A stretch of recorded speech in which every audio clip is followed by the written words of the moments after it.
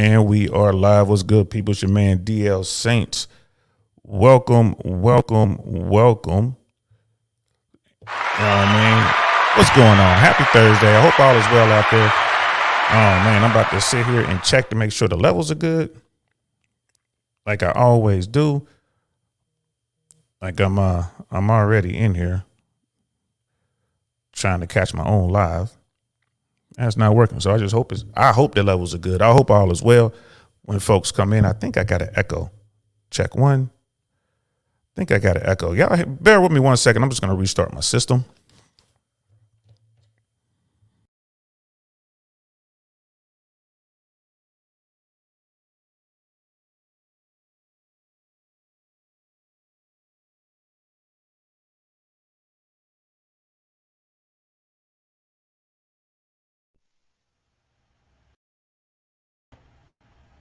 All right, y'all. I'm back.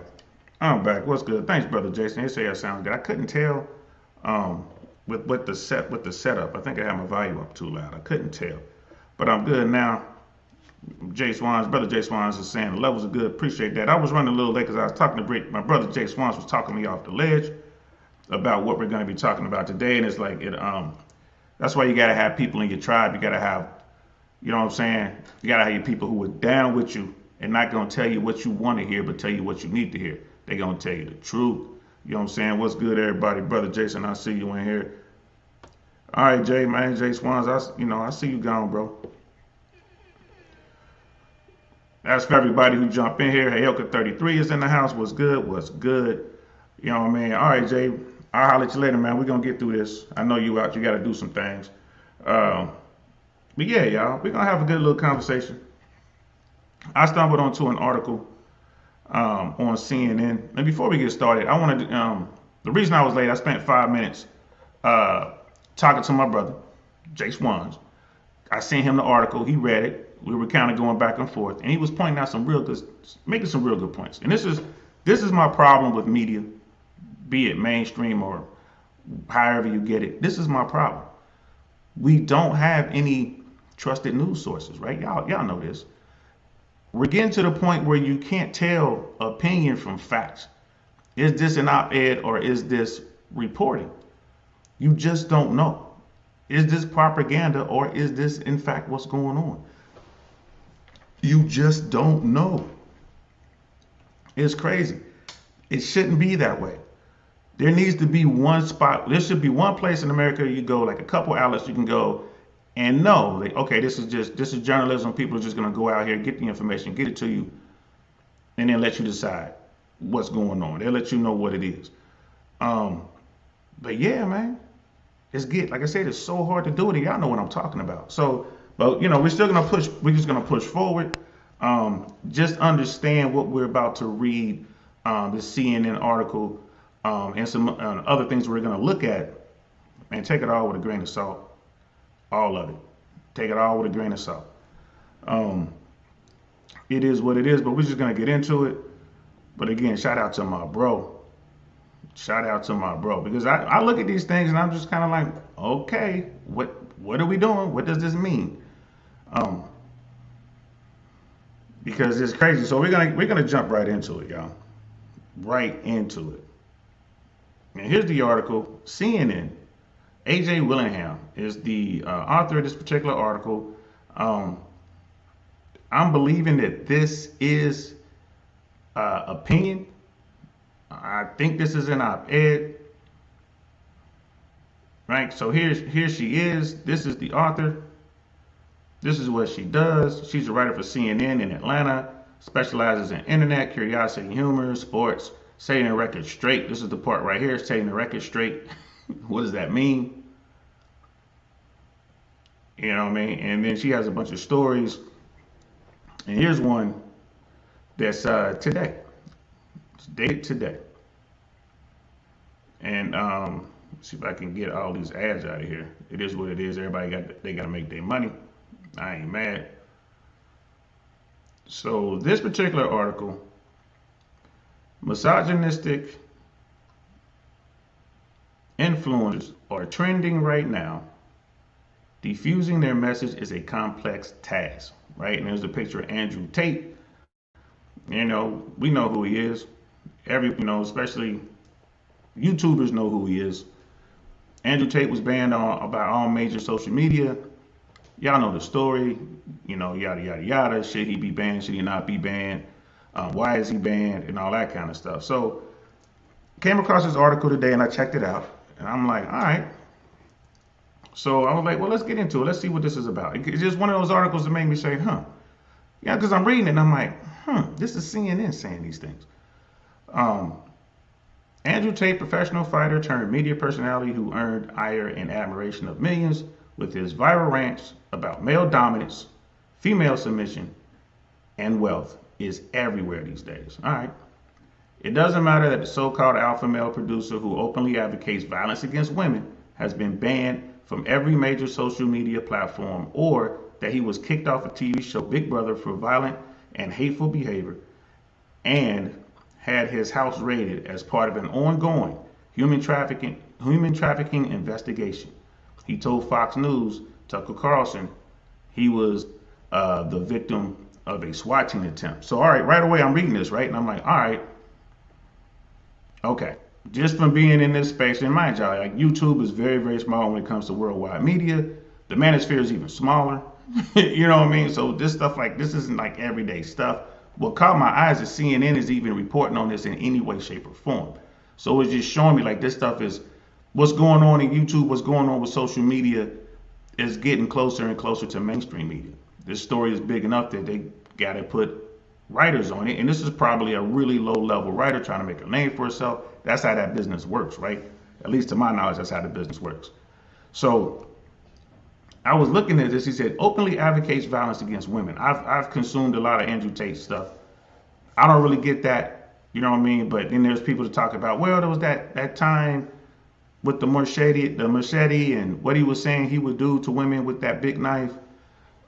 Because that clip out there said that he would attack them with this big knife. And I'm like, all right. So I went back, I found it, I watched it.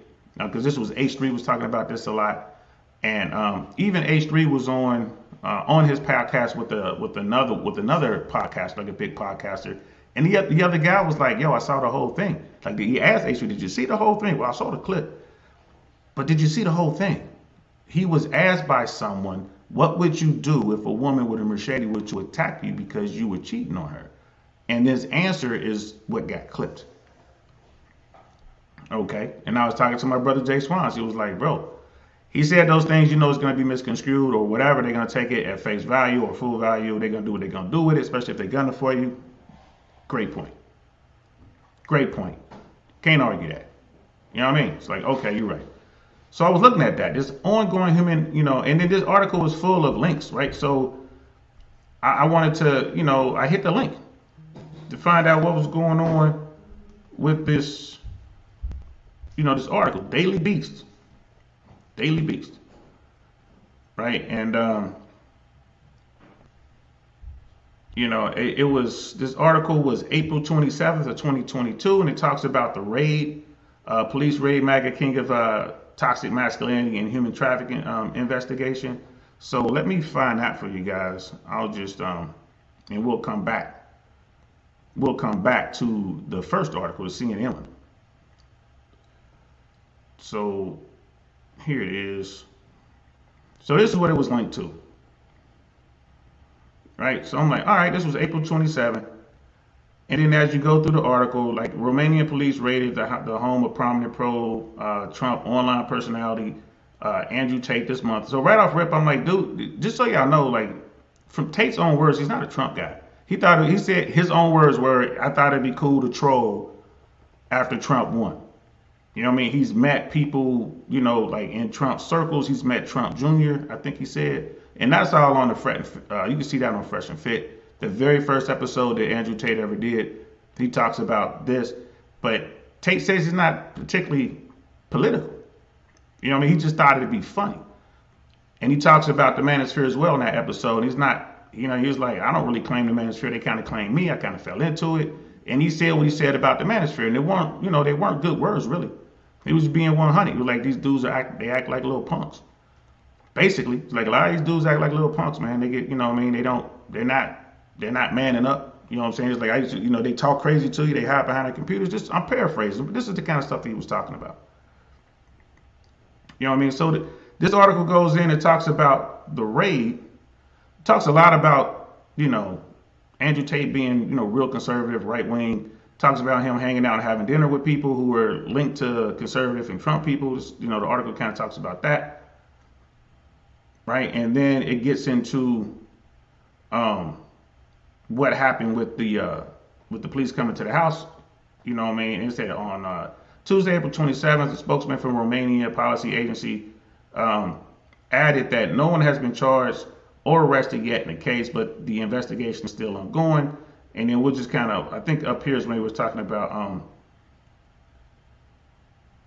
someone made a call. It talks about, okay, it's like the Daily Beast Romanian director for investigating organized crime and terrorism said the raid on the Tate's house was part of an investigation that began after a woman was reported to be held at the house against her will.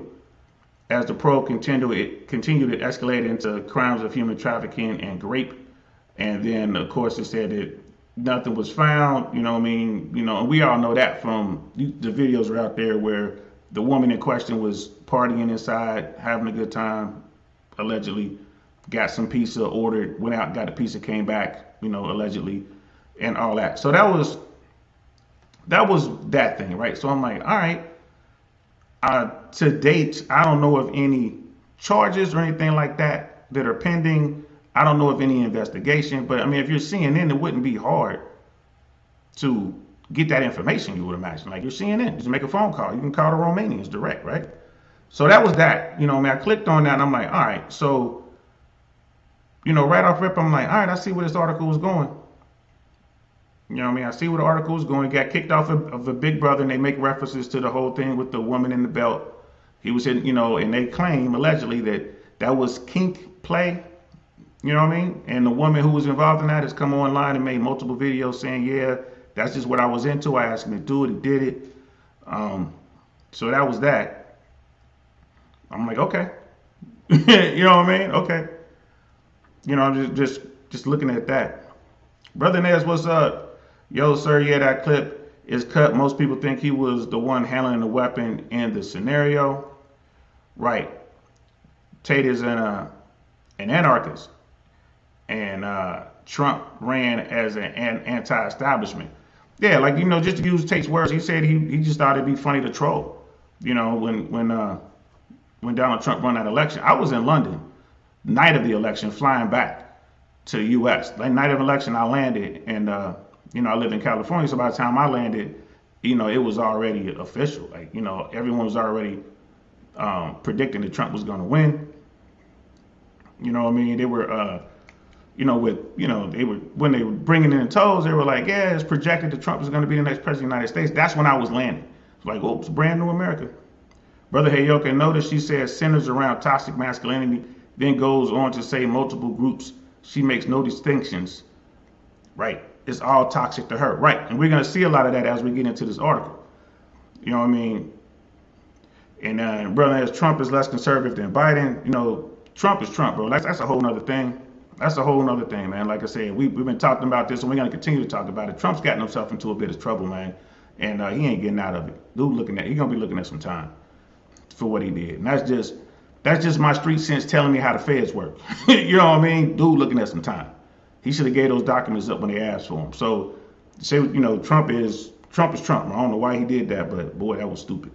But just to continue with the article, his ideas have already taken root in the minds of countless young men who see him as a role model of masculinity. Before it was taken down, his TikTok account racked up about 11.6 billion views. Social media spaces dedicated to teaching have featured accounts of students as young as middle schoolers parroting his diatribes and harassing female classmates. Rashes of sexual harassment in schools in the UK and Australia have also been blamed on Tate's influence. And I clicked on that to see what was going on. You know what I mean? I'm thinking like, wow, were there cases like, did they have to come in and like arrest kids? Like what was going on? That wasn't the case. when you just read these articles, because these kids were coming in talking this top G stuff and just being kids. You know, boys are gonna be boys. They were getting amped up and they were saying things, but it wasn't linked. The article wasn't linked to any, you know, some sort of incident occurred. You know what I mean? Like some poor young girl got into a situation because these young boys were going crazy. Nah, it was just the parents were concerned with what they were hearing, and it makes sense. They were just concerned. So again, I'm like, this isn't quite, you know what I mean? I'm like, wait a minute. And again, shout out to Jay Swanson, who was like, nah, bro, this has to be opinion. This can't be fact. I'm like, yeah, you're right. I don't think it is fact. Right, and then it goes on. He's not the only one either. So-called male supremacist views the surge on TikTok and podcasting platforms with personalities ranting about the rights of high-value or hyper-masculine men, those that they define as wealthy, confident, influential. Sorry, I can't. I'm pronouncing that today. Influential, sexual dominant, and entitled to subservience from women. So this part I don't know about. You know what I mean? I've looked at a whole bunch of content, you know, in the quote unquote manosphere, red pill world, right? Blue pill world. This is blue pill. This would be considered blue pill stuff. Black pill world. This part right here, sexually dominant. Like I'm sure there are guys out there who talk that kind of nonsense, but I've never heard that come out of Rich Cooper's mouth or Andrew Tate's mouth, or I've never heard that on the Fresh and Fit podcast. I've never heard that. I never heard Rollo Tomasi talking about it. Coach Red Pill, Coach Greg Adams. I've never heard that. Right? I hear, you know, being submissive. I hear that, you know, I hear that term, like, you know, women who love, honor, respect, and they feel you're the best man that they can get will naturally become more submissive. You know what I mean? I've heard that, but subservient? Never heard that. Never heard that. You know what I mean? So, yeah. Act Ozzy, what's good? How you feeling? Welcome. Hit pieces. You know, I mean, it's information, man. It's a couple ways to look at it, bro. You know what I mean? You know how we get down over here. It ain't necessarily like, oh, it's a hit piece, it's this, it's that. Y'all know what it is over here, man. It's all about the old.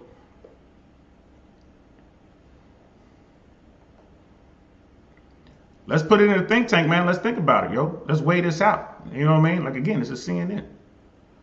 You know what I mean? Like, let's weigh this out. So it goes on. It says, if left unchecked, human rights groups and policy experts can point to what typically comes next. There is a clear pipeline between misogynistic content and larger channels of hate documented by the Anti-Defamation League and similar groups. Such philosophies have also inspired a rising rate of deadly violence. Now, this is how America gets down, man. Like, you got to put blame on something. We always need a bad guy, right? You got to put blame on something. So it's Tate fault, slant, Manosphere's fault, right? So then, you know, and I kind of looked that up just to make sure I'm on the right page with everything, right? Misogynistic, hatred of or prejudice against women, right? That's the definition, man. Right? That's Webster's. Hatred of or prejudice against women. Okay. So now when I see that word, I'm just going to replace it with that definition. Because a lot of people don't really understand what that word means. It's being used so much, but no one really knows what it means. They didn't bother to look it up. Right? Combating this dangerous phenomenon requires muscle on multiple fronts. In the U.S. and across the world, organizations are turning to technology and teaching methods to show young men and boys a better path. They're also applying a more unexpected ingredient, compassion. So, okay, we're about to get into feelings. Okay, so we're talking about the manosphere. We're talking about how, you know, young boys becoming men, young males becoming men. We're talking about the future of men. That's what we're talking about right here, right? So, okay. And I mean, I'm glad they did the article and they have these links because it opened my eyes to a bunch of stuff. You know what I mean? Brother Hayoka, with the lack of male spaces just for men, where it used to be information passed from father to son, now we have the internet. Yep, you mentioned that before, and that's a good point, bro. Do men submit to a relationship by providing and protecting a woman, Of course they do. You know what I mean? You can put it that way. I get it. I ain't mad. You know what I mean? The submission is a choice. You can't expect somebody to submit to you, man, if you're not worthy to lead them. If you're not worthy, right? You haven't earned that. You got to earn that. It's not given. It's not given. And, you know, I can see that. I can see what Brother Hayoka is saying. You know what I mean? I can see that, honestly. You know what I mean? Like an unspoken contract between the two parties. I'm submitting, you know what I mean, to a degree, you know, forsaking all others and all that stuff. I'm submitting and you're submitting. You know, I'm submitting. I'm going to, you know, live up to my role as the male. And it used to be head of the household, but I guess, you know, whatever you agree to now, like if you agree to be in 50%, whatever you agree to, you submit to that. And then the other party submits as well, and there y'all go. And again, that's another tenet that the red pill, I mean, not the red pill, but the manosphere talks about. Women and men are better together than they are apart. That is nowhere in this article. Nowhere in this article. Brother William, what's good, bro? How you feeling? How you feeling? You know what I mean? I see. What it do, DL? 4-hour road trip back to Texas. Glad I caught the show. The next hour finna be a breeze. FNF Dallas in the building. That's right. I see you. Yeah, it's good. Thank you, bro. I'm glad I can ride with you. You know what I mean? Down there in Texas. Hopefully we ain't riding dirty. You know what I mean? Hopefully we ain't riding dirty. Boy, if them boys pull you over, man, don't tell them. I'm just kidding. I know you ain't gonna do that. And Brother Ak, since the 80s, misogyny and sexism have been as one and the same of equality. That's a good point. That is a good point. So they're taking that, yeah, because I guess it's misogyny sounds better than sexism or whatever. I don't know why they're trying to, you know, swap the two out. But yeah, I agree with you. Yeah. So the jumble of groups and philosophies that center around ideas of toxic masculinity is commonly referred to as the manosphere.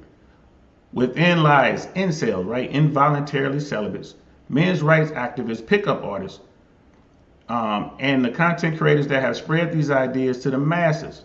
Which, again, this part of the internet is real small, y'all. So you say masses, like, I don't know. Britt Steele, Senior Director of Preventing Targeted Violence at the McCain Institute, says men usually flock to the manosphere because they are unhappy in some way and searching for a sense of belonging.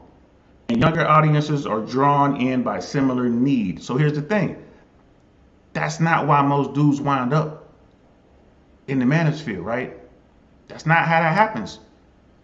They get red pilled, right? They have a red pill moment, which normally revolves around a relationship gone bad, or, you know, being like in the friend zone too long and realizing at some point, like, you just wasted all that time, energy, and effort. You got strung along, you got famoosed, right? That happens a lot. Dudes get famoosed and they get upset. They get ghosted. Like, they think they're doing well. They got this woman that's going good, and all of a sudden, boom, she's gone. Or something happens and, you know, maybe the woman they with goes off and messes with their best friend or something like that. Something normally happens, like a divorce. Something normally happens that a guy gets red pilled and he starts looking for answers. That's generally what happened. And as far as the young guys, it's not normally a young man, you know, like a young male dominated, you know, area. It takes time before you know, these things happen to you and you wind up searching for answers. And it's like Brother Hayoka said, it used to be you could go to the men in your tribe, the men in your family, and talk to them and they'll put you on the game. But now, you know, there's not a lot of men out there. You know what I mean? They're just not. A lot of males. There's not a lot of guys that can go get this help. This mentorship or this fellowship, this brotherhood, it's just not there. You know what I mean? And then what happens when you don't have that? You get wrapped up in your emotions or whatever. You become, you know, maybe more feminine than you need to be. You don't control your emotions. What happens? You do something stupid. You try to break into somebody's house broad daylight and you get 3 rounds put into your torso. Stuff like that happened. I'm referencing a show from yesterday. Yeah, a poor young man, 22-year-old man, lost his life in Ohio. That's what happens when you know, in my opinion, when you don't have a tribe. You know what I mean? Brother Act Ozzy, bad grammar. Y'all crazy. Brother Ayoka, submission to a relationship means cooperatively working together. I like that. I didn't look it up, but I like that, bro. I'm definitely going to look it up. Brother Jason's in the house. What's good? This is the feminists trying to introduce our space and the world and the most negative way with Andrew Tate and before with Kevin Samuels. Yeah. Right. They're trying to introduce our space, this, and what he means by like the manosphere, the red pill world, or whatever, this male space to the world. And they're trying to do it in the most negative way. That's a good point, bro. That's a good point. I can see that. And Brother Hayeko, but no woman wants another woman in a relationship to lead her. I can see that. You know what I mean? Like I said, the positive, it's the yin and yang, man. That masculine and feminine goes together, bro. That's how it works. But you know what I'm saying? But it is what it is. So youth are searching for the sense of belonging, that kind of grounding to explain what's happening to them, right? She tells CNN. So, I mean, she's saying these things and she's talking about young men, but she's a woman. I mean, I don't understand where she's getting this information. And we're talking about young kids going through puberty. Yeah, that's the problem. It's just for young men and young women, they're going crazy. The hormones are out, going crazy. Their body is changing, all this stuff. Their voice is changing, all this stuff is going on. Yeah, you know what I mean? It manifests in all kind of ways. I remember when I was a kid, man, all kind of foolishness was going on. You know what I mean? All kinds. So, yeah, bro. I mean, it is what it is. Brother William and Brad Grammy, yeah, y'all going back. Forgive me, I shall place proper pronunciation and the correct spelling from now on. You ain't got to, bro. You know what I mean? Bro, you know. I got a Cincinnati public school education, bro. I'm glad I can make it through all these big words. Sometimes I freeze up. You know what I mean? Trying to figure out a word. Like, what is this big word here? Way too many syllables. You know what I mean? So you have, Brother Hayoka, so you have to have the masculine. You must have both. You have to have the masculine. You must have the feminine. And I think a lot of that comes out of the manosphere. Is there craziness over there? Absolutely. Is there weirdness over there? Uh-huh. You know what I mean? When I look at men going their own way, I'm like, man, what are y'all doing? You know what I mean? Like me and Jay Swans were talking about, like, man, y'all just quit. Y'all just gave up. You know what I mean? What's that? You know what I mean? Like, if you're going to quit, all right, quit. I guess if God wanted you to have a baddie, he would miracle her ass next to you. Everybody else got to go out there and work on it. And Brother Hayoka, she comes from the perspective that male and female children develop the same way. Maybe. I mean, it sounds that way. You know what I mean? It sounds that way. You know, I mean, it's just, like I said, man, it's a lot of males out there, not as many men. You know what I mean? Like, boys are being told to, you know, embrace their emotions and all that. And we're going to see a little bit of that later on in this episode, y'all. Trust me, I got some more stuff on here for us to look at. In the last few years, more youth have had to turn to communities online. We've seen a degradation of in-person social skills. And in middle school, that's when these social skills first coming into play. Okay, yeah, I'm with you on that. Kids aren't allowed to go outside and play. There's no more unsupervised play, right? You got to stay in the house. If you go outside, you're out there, your mom is there, your dad is there, or something like that. Y'all just can't go out there, rip and run and get in trouble, whatever, and figure out the world. So I get that. And most kids aren't allowed outside, so what they do, they go online. I mean, I'm guilty of that. My daughter doesn't go outside. She doesn't even ask to go outside. All she wants is her VR, and then boom, she is off and running, talking to her friends, playing in the VR world. And I like it because she's safe and in the house. You know what I mean? When she was real little, we used to go to the park. But as far as just, you know, when I was her age, bro, I'd be gone almost till midnight. Parents were out working. I was doing what I wanted to do. You know what I mean? Which, ain't no way in hell I want my daughter to do that, but I'm just saying it is what it is. You know what I mean? It is what it is.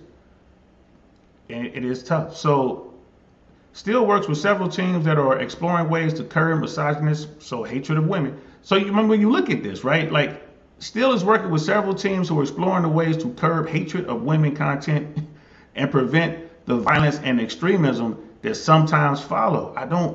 I need to see some examples. And if they're going to tie this to all the active shooters, oh man, that's a stretch. You know what I mean? They're going to tie this to all the violence in the streets. They're going to tie this to gangbanging, right? They're going to tie this to dope slanging.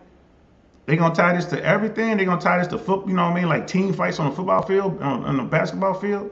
They're going to tie this to, people running up and, attacking the police with nail guns. You see what I'm saying? Like, all this, all the bad stuff because of the manosphere? Is that what they're trying to say? One of her teams out of Arizona State University created a curricula that lesson plans for fourth and fifth graders to help build social uh, reliance at a critical age. I'm sorry, social resilience at a critical age. But what if they ain't ready at fourth and fifth grade level? You know what I mean? What if they're ready sooner? What if they're ready a little later? I mean, that's what you need parents for. That's what you need parents for, y'all. Like, that's the parent's job. That's my job as dad, to keep my eye on my daughter and be there when she's ready to make these transitions and needs that guidance. That's not up to the teachers, man. Your fourth, fifth, and sixth grade teachers should be teaching you mathematics, teaching you how to read and write and understand. You know what I mean? It should be teaching school stuff. Leave this stuff to me. Right? For those parents out there who think the school's supposed to do everything, that's not how it works. You got to do your job as a parent. You know what I mean? Once young men have made contact with dangerous parts of the manosphere, Steele says redirection becomes the main strategy. So the manosphere is dangerous. Right? That's where they're coming from. It is dangerous, right? Hyoka 33, male children as a group explore the environment, and female children as a group look at each interpersonal connection. Yeah, boys are interested in things and women are interested in people. Girls are interested in people. That makes sense. I see that. I hear that a lot. Makes sense to me. That doesn't mean all boys are interested in a thing and all girls are interested in people. I get that too. There's always going to be outliers, but I get it. Brother Ness, don't shit on the MGTOW coach. Greg Adams is one of them. It just means don't live with a woman in the West. I thought the men going their own way was just done with women completely, off the grid, living in a cabin somewhere. That's what I thought the MGTOW stuff is. You know what I mean? Coach Greg Adams, yeah, he's talking about that free agent lifestyle. Yeah, get your passport, go out here and go find women who are more feminine, who were raised a certain way, that's going to treat you better. I understand that. I'm with that. You know what I mean? Shit, I'm Mr. Medellin. You know what I mean? And it ain't just Medellin too. I got South Korea, Japan. You feel me? You know what I mean? If you can't make it that far, Mexico. Quietly, just, hopefully you don't get shot up. But Mexico, there's some very feminine women in Mexico, man. They know how to treat, they are raised to treat their man a certain way. You did. So yeah, but the whole MGTOW thing, bro, like I'm under the impression that means absolutely men going their own way into the woods, building cabins off the grid, hunting deer, right? I don't want anything to do with women. That's what I thought MGTOW was. So, correct me if I'm wrong, bro. You know what I mean? To me, like, if that's what you're doing, it's like, yeah, you just gave up. You know what I mean? I'm going to go live like Jeremiah Johnson. Woo. You know what I mean? And that's a good movie, y'all haven't seen it. One of the best, you know what I mean, period piece movies I've ever seen. Robert Redford, Jeremiah Johnson. It's a great movie. Great premise. Hyoka 33. Remember shop class, environmental manipulation. Yeah, wood, metal, and automotive all gone. Right. These are spaces of male bonding. That is so true. Damn, that's a good point. That is so true. You know what I mean? Nah, just like the black pill, there are degrees to it. Oh, I get it. All right, cool. Yeah, because I don't know about that space, bro. But you know what I mean? But free agent lifestyle, yeah, 100%. I'm all with that. I watched a couple of, Coach Greg Adams, episodes, podcasts. Yeah, I'm with that. But he also preaches you got to be the best version of yourself too. You got to be smart with your money. You got to get your money up. You got to get your health up. You know what I mean? Hygiene, all that good stuff. There's still things you have to do. You still got to put in the work. You know what I mean? It's just the payoff is much better. Become an expat somewhere. You know what I mean? Brothers, live with women off the grid. Liberal rules. I ain't mad at you, man. That's crazy. That's crazy. And brother, have to look up Cortex, man. The hands are large. So without men using their hands, their education is stunted. Think again, metal and wood. Yeah, I didn't like woodshop. I was, I'm an artist type dude, man. I was in band playing my saxophone and doing that. You know what I mean? I did take a shop class. It was our football coach, head coach. He was a horrible coach. I didn't want to be in there. You know what I mean? He was a varsity coach, man. He was trash. We had so much talent, man. We, coming up the ranks, get to varsity and just can't win a game. Like, come on, bro, that was on him. We were doing the work, but just, man, we had so much talent in our school. We had the best basketball team, one of the best basketball teams in the nation. We were ranked like in the top 5 in the nation. We had studs in that school, man. None of them played football because of this coach, man. That made me so mad. We could have been We could have been contenders. Brother Jason, you are confusing MG with Doomers and Black Pill. MGTOW still smashing it if they can, just no relationships. Oh, okay. Okay. And Brother Hayoka's like music works as well. Yeah, because we bonded in there too, man. You know, we was a bunch of thugs playing music. You know what I mean? Like, you know, jazz band led to, you know, us making our own music, going out there, learning how to get gigs and stuff like that, man. You know, we was, you know, came up when all the bands were still going on. You know what I mean? You had like Troop and all that kind of stuff. But yeah, let me get back to what's going on. We have to ask things like, when do youth actually develop the skill sets that can prevent some of these risk factors? Why are they risk factors? When do you develop a positive sense of self-concept? When do they develop the ability to withstand rejection? Girls, never, because they rarely get rejected. Boys, they learn early on, right? We earn, if you tried out for any sports, man, you got cut right there. Just learning how to deal with rejection. How do you deal with rejection? Man, go out there and work harder. I ain't gonna get cut next year. I'm gonna go out here and do 3 times the work. Make sure I make the team. That was part of being a young dude that helped you transition to being a man. Like, you know, if you don't perform, you don't make the team. You know what I mean? And then once you make the team, if you don't really perform, you don't start. You know what I mean? So it used to be we learned early on, man. I had to ride the bench when I was like in little league baseball, man. I was about 7, 8 years old. I had to get my game up, just riding the bench because I wasn't good enough. You know what I mean? I was still going into my body. And once my balls dropped and I started getting a little bigger, yeah, I was an athlete. But I learned early on. I hated it. You know what I mean? I had to work harder to get there, man. I had to develop that winner mindset. But now everybody gets a trophy. Right? Everybody gets a trophy. One for you, one for you, one for you. That's not man shit. You feel me? That's not man shit. And I think this is my problem with what's going on with what I'm reading here. You know, there's a lot of women talking about what men should be doing.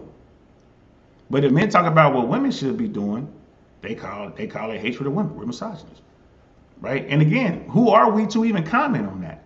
To be honest with you. Women should be women, men should be men. Once young men have made contact with dangerous parts of the manosphere, still says redirection becomes the main strategy. You know what I mean? Diverting hate. Is it hate, really?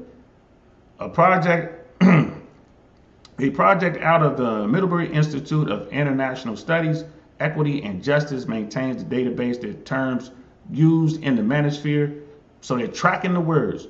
By programming against these words, they can target ads towards people engaging in dangerous conversations in online public spaces. Man, I wonder if I'm on that list.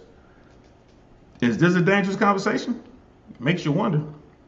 The idea is to redirect people to more pro-social men's organizations. There it is right there, fellas and ladies. There it is right there. They want to redirect you to something that's more pro-social and more positive representation of what masculinity could look like, that are not violent or demeaning.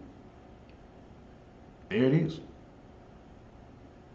There it is right there. They don't like the manosphere because it looks too rough and tumble. Looks too tough, I guess. It looks too tough. Brother Han's in the house. What's good? Right? Brother Hayoka, if you fall down, pick yourself back up. Absolutely. That's how I was taught, man. Man, you better go ahead and get that. You know what I'm saying? You got to get that. Ted Bunch, the co-founder of A Call to Men, which I went to their page. They're trying to, everything I saw on there was, it costs money. Says one of the keys to pulling men and boys out of the dangerous pipeline of hatred of women is to understand where it starts. I just don't get the hatred of women part.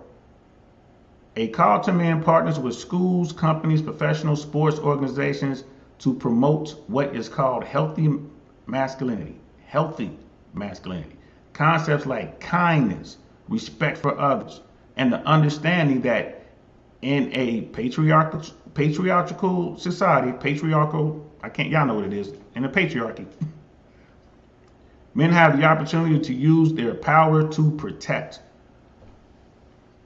You know what I mean? These concepts like kindness, respect for others, right? I was raised with concepts like that. Trustworthy, loyal, helpful, friendly, courteous, kind, obedient, cheerful, thrifty, brave, clean, and reverent. Those are Boy Scout. Those are the Scout laws. Those are the Scout laws. But no one goes to the Scouts anymore because they want to make it co-ed. Right? Among other things. I mean, they had some problems. They had some Scout masters that were too touchy and all that kind of stuff. But no one wants to go to the Scouts. That's where it started for me. Being a Scout, I was my little Boy Scout tribe. It was a troop, right? We had male leadership. We went out camping. We went out our own. We learned how to fish. We learned how to hunt, right? We learned how to make fire, right? We learned how to create shelter. We learned how to map read. I learned all that in the Scouts, man. That all came in handy when I joined the Army. You know what I mean? Like, bro, this is what I'm talking about, man. It all boils down to feelings and words. Right? Men have the opportunity to use their power to protect.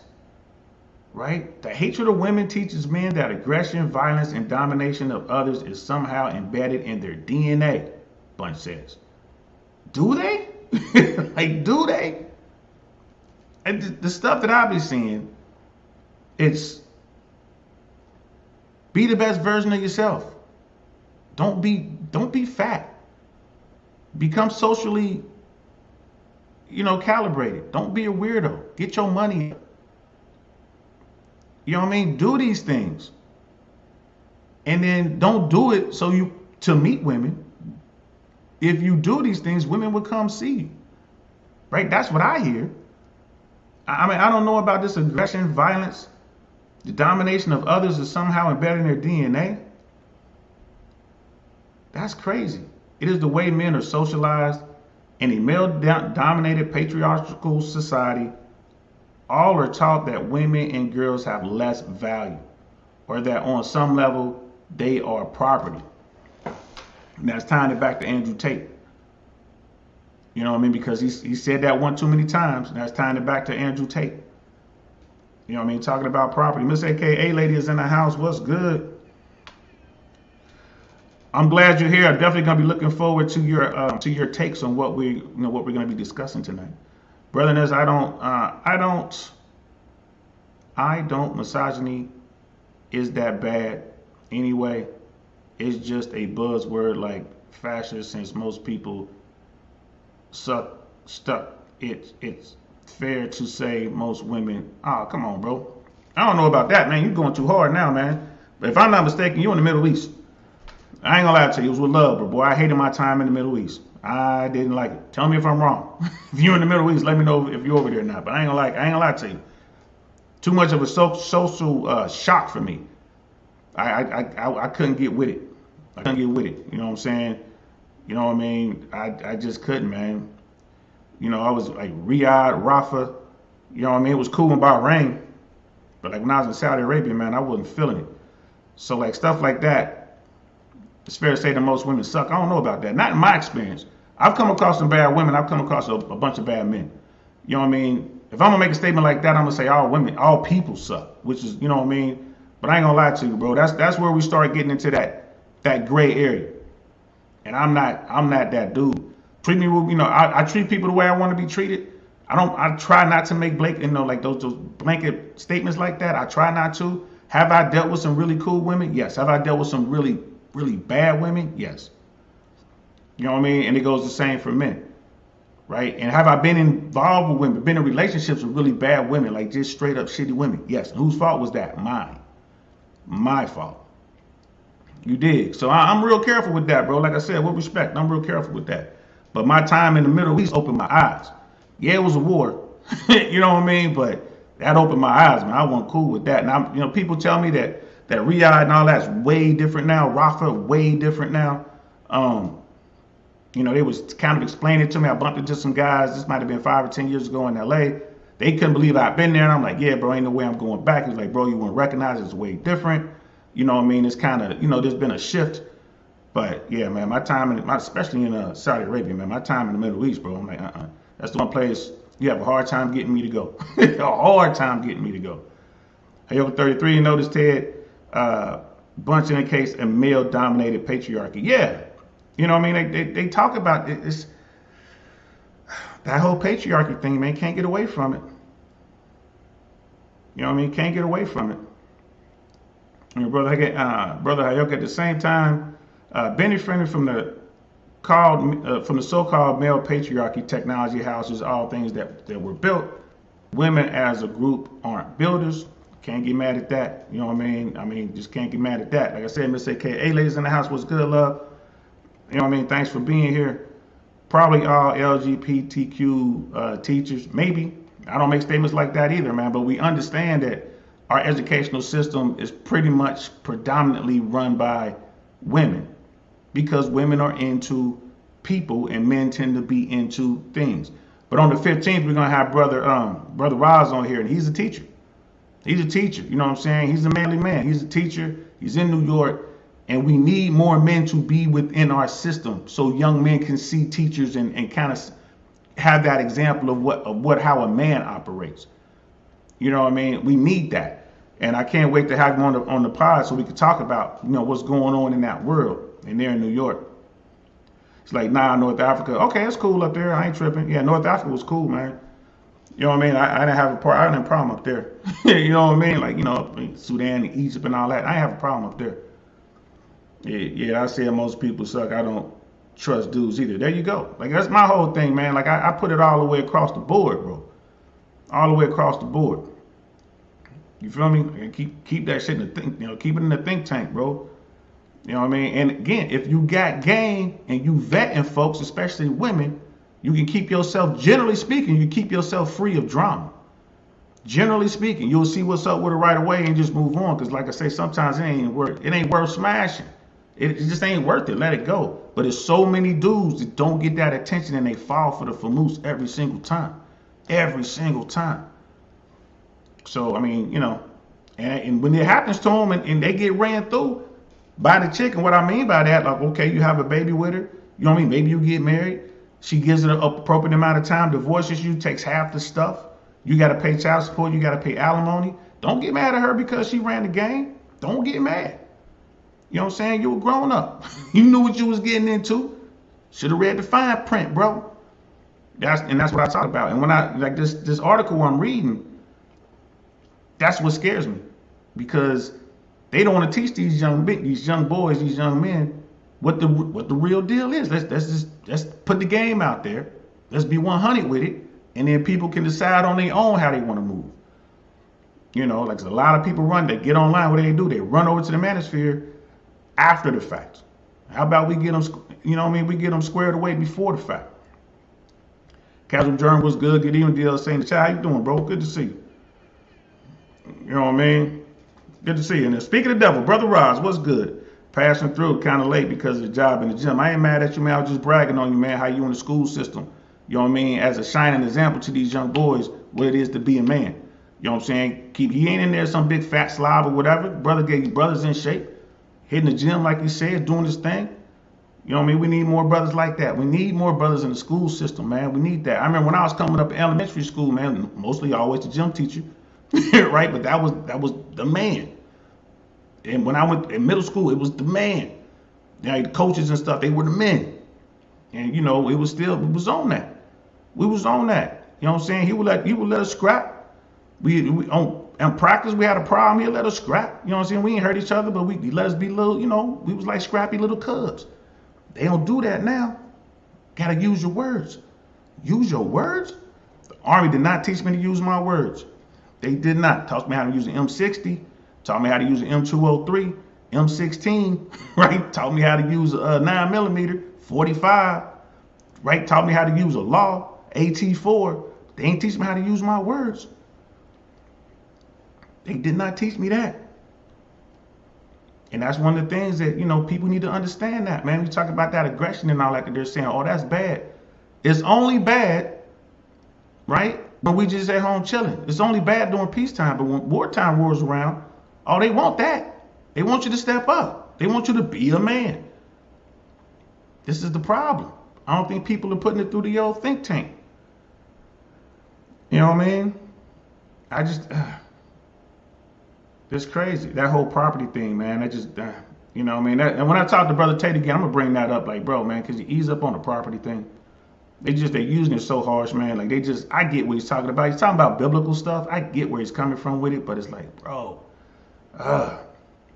one of the first priorities of a call to man is always to mitigate the harm. Such thinking causes others. Bunch says, but seeing hatred against women as a learned experience also presents an opportunity for compassion. Bunch stresses that the ACTM and similar organizations for men don't take the stance that masculinity is inherently toxic. Okay, good. Or that manhood should be punished. Rather, his organization strives to give men opportunities to think differently about what exactly being a man means. Okay. So we're going to sit down and think about it. Okay. Well, just sit down and tell me, what were you thinking when he smacked you in the face? Well, I was thinking I was just going to pick up a stick and hit him back in his face with it. You know what I mean? Because that's what we do. No, you can't do that. You can't do that. Well, that's what I was thinking. I don't know what they mean by that, man. Put on the gloves and let them get in the ring and get that aggression out and learn how to fight, learn how to defend themselves. You know what I mean? That's what it should be. But here's this part right here is what gets me. Bunch says some of the ACTM's most effective work comes when it gets a group of men in a space of trust. What the hell is that? A space of trust? Is this what we doing? A space of trust. I've had enough, bro.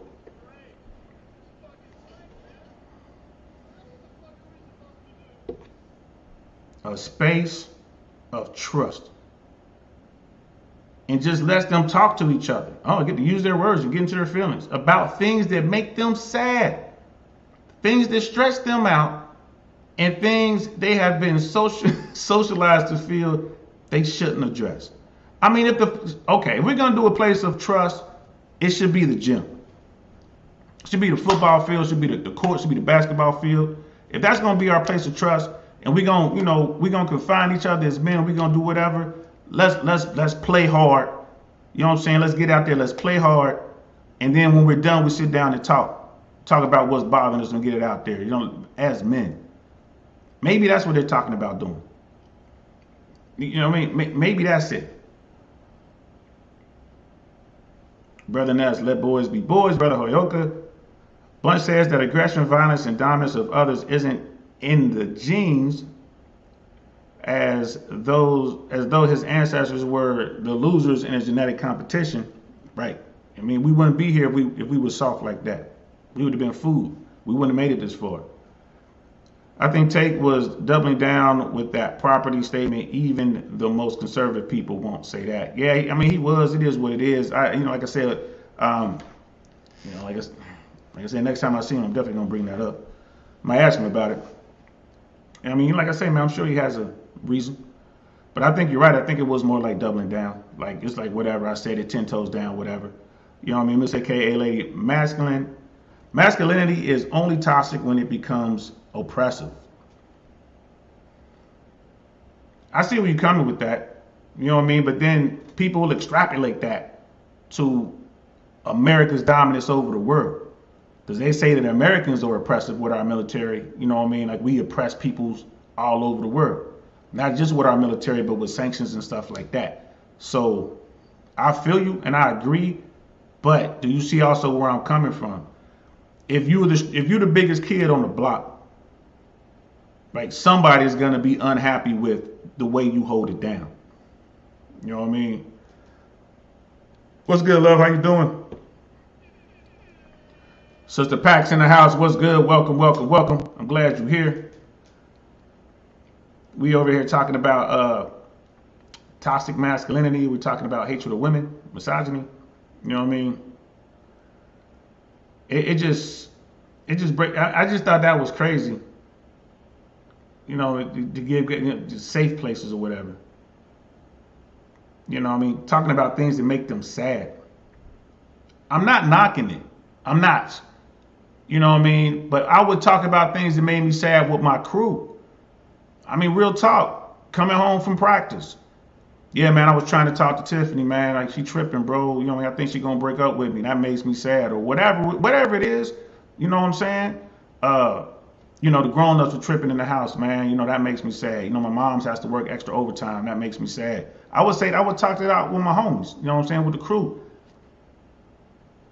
If I needed to talk to some adults, there were adults I could go talk to. You know what I mean? It just, I don't know. It just, when I hear that, man, like makes me sad. I mean, it just sounds like you're a victim. When you're in rooms with men and we start unpacking how we've been socialized that are thirsty, they are thirsty for the information. I mean, there's a burden to being a man. It's hard to be a man. I mean, I hope they're talking about that to these young dudes. Like, man, it's hard to be a man. It ain't easy. It's hard to be a man, right? And then when you look at it even further, it's hard to be a black man, right? It's hard to be a Latino man. It's hard to be an Asian man. It's hard to be a white man. You know what I mean? In the trailer park or wherever. It's hard to be a white man who's in the 1%. I'm pretty sure those young dudes are feeling the pressure. Like, man, I can't fail. My dad made $18 billion. I got to do better than that. You know what I'm saying? Like, it's hard to be a man. There is a burden of performance. I hope we are teaching these young guys that. I hope so. Right? I hope so. He also knows that the process is especially effective when the group works with men in areas that are male dominated and emblematic of values that can be considered very masculine, like law enforcement and the military. We also point out healthy manhood is inward thinking as well as outward thinking. Men have higher rates of self-deletion and early death. That's true. They struggle silently with anxiety and depression and sometimes forego basic medical care. Yes.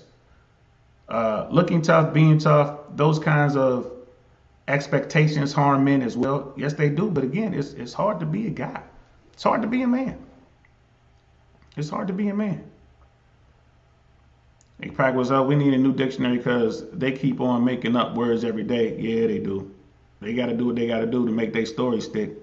Casual germ these days, people think hating America and uniformed personnel is a cool thing to do and will completely ignore the humanitarian relief efforts the military performs around the world daily. Bro, you ain't never lied. You ain't never lied, man. I earned the Humanitarian Service Award. I earned that. You know what I mean? I earned that right here in the good old USA. I got shot at getting that award. America does that. America's always Johnny on the spot when, you know what I mean, some horrific event strikes some poor country. Always Johnny on the spot. And I get you wholeheartedly, but at least it's not as bad as the Vietnam era. At least nobody spit on me when I was wearing my uniform. You know what I mean? Helga 33, a cheating wife can say that a husband not wanting her to cheat is oppression. Oppression can mean different things to different people, not just women. Absolutely. Brother Mike's in the house. What's good, bro? Welcome, welcome, welcome. And Brother Helga, did you read about the feminist that deleted herself after posing as a man? Yes, I did. I did read about that. She was gonna live as a man for 2 years, I believe it was. She lasted a year and a half or so. She couldn't take it.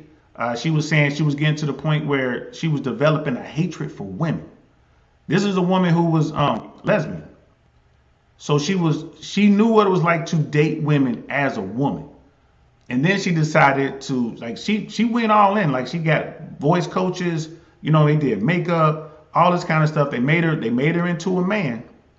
And she went, and one of the things that she said that she learned is that men were far more welcoming and supportive than females were. And I'm talking about of each other. She found herself a tribe. The men welcomed her into a little tribe. And this was blue collar people in Pennsylvania. These men welcomed her in, took her bowling and all that, doing all the man stuff. And she, that's the one thing she said, man. She was like, men were more supportive and open and welcoming than women. Something to think about right there. I thought that was crazy, man. And she couldn't do it. Yeah, bro, it's true. It's true. It's real true, Brother Han. It's true. This is when this is all done, man. When this is over, catch the replay. I'll pin it. I'll pin that It was a CBS expose. I'll pin it in below. But yeah, bro, she was salty. She couldn't take it no more because I mean she was getting dumped on trying to meet women and all that. She thought it'd be simple. Well, I'm a woman. I'm certainly gonna know how to present as a man to get all these women, bro. Bottom 80, the bottom of the bottom 80. She couldn't even handle it, man. She tapped out. She tapped out, bro. You know what I mean?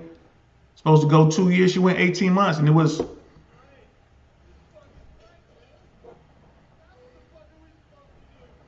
You know what I mean? That was her. Tapped out.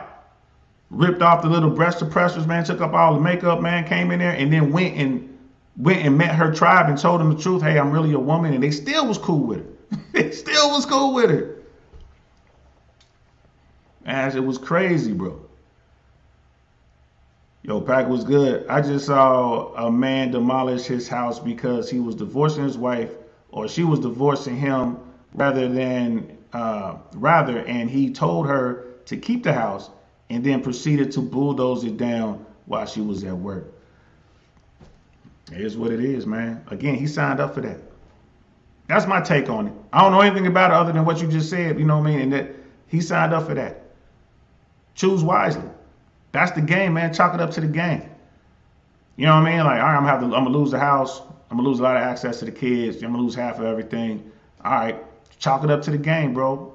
And more than likely, she's divorcing him, right? Because the numbers show that 70 to 80% of all divorces are filed by women.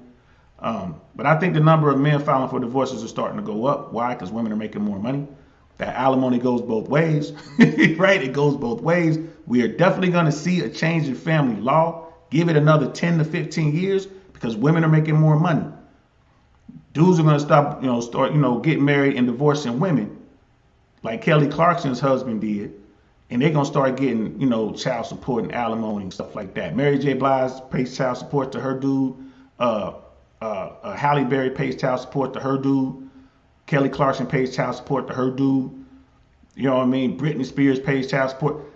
It's slowly making its way down. And when it starts affecting women, like it's been affecting men, they're going to change the laws. Watch. You watch. You know what I mean? Calling it out and calling it in. When someone leverages hatred of women to harm others or begins to tread deeper into the manosphere, the first attempt to right the ship can be crucial. Critical. Steele and Bunch say that they have general ideas of what approaches do and do not work. So their whole idea is like, okay, when people start going down that rabbit hole, we got to head them off at the pass and get them to go over here. That's what we got to do. We got to get them to go over here. And we're going to get to some stuff because I've seen what over here looks like. That's coming up later in the stream. I got it all set up. I've seen what over here looks like. You know what I mean? So instead, the work she supports focuses on diverting the pipeline rather than pushing back against it. There's a difference between counter narrative and an alternative narrative. Rather than pushing against the tide, such efforts are promoting other organizations that might provide the same sense of belonging or connection without the same negativity. And I don't think it's so much a belonging and the connection thing as answers. Guys wind up in the manosphere looking for answers. You know what I mean? It's not like they really need a tribe. A lot of times they have a tribe. They got dudes that they cool with and whatever. But they come over there looking for answers. What is ghosting? Why did she ghost me? Why won't she call me back? Why did she break up with me? Why did she bang my best friend? You know what I mean? Why? How come women don't talk to me? How come women don't see me? How come I get friend zoned all the time? This is the stuff that you find out. These are the questions that men come looking for answers to, right? And I think, man, it'd be nice if the author of this article and these people that they're highlighting this article, they haven't spoken to anybody in the manosphere. You can tell. Why wouldn't they just hit up Rollo Tomasi or hit up Rich Cooper? Rich Cooper would be the perfect guy to talk to for an article like this. On YouTube and TikTok, a number of popular creators speak out forcefully against Andrew Tate, the Andrew Tates of the world. Some like TikTok superstar Drew Follow, I don't know who that is, do so with the intent to protect women and other marginalized voices from hate. I mean, they wrote this article after Tate did his quote unquote last video. And in that video, he's talking about his high school friend who's gay. You know what I mean? I've never really heard hatred, but again, it's the way I listen to it. Like, I'm biased. I gotta be 100 with you. I'm biased. And this is what Jay Swans tells me all the time. Like, bro, you biased. I'm like, I know. You know what I mean? But I'm not. Give me the tape. Give me the article. You know what I mean? Prove me wrong. Like, show me something. Not necessarily to change the minds of the men who level it to enact change. Bush says men need to step up and call out bad behavior when they see it. This part right here. Men need to step up and call out bad behavior when they see it. Is that just for men? Or can we step up and call out bad behavior when we see it with women? Stuff like that. You feel me? Like stuff like that. That's the thing. Like that's the thing that gets me. Like, so what are we talking about here? You know what I mean? Brother Ness, he knew he was gonna lose it either way, right? Like, LOL. You know what I mean? Don 007, what's good, bro? Hey, DL, have you read D.L. Curry's book, The Man Not? The Man Not? No, I haven't read that. Let me put it on my list. I got a couple books I need to buy. The Man Not. And that's Dr. Curry's. All right, I'm gonna read it. Is it worth reading, bro? Or should I get the audio version and just listen to it as I drive around town? Brother, hey, okay, at least you know she wasn't in the relationship for the property, right? Right. You know what I mean? Go where? Sleep with guys?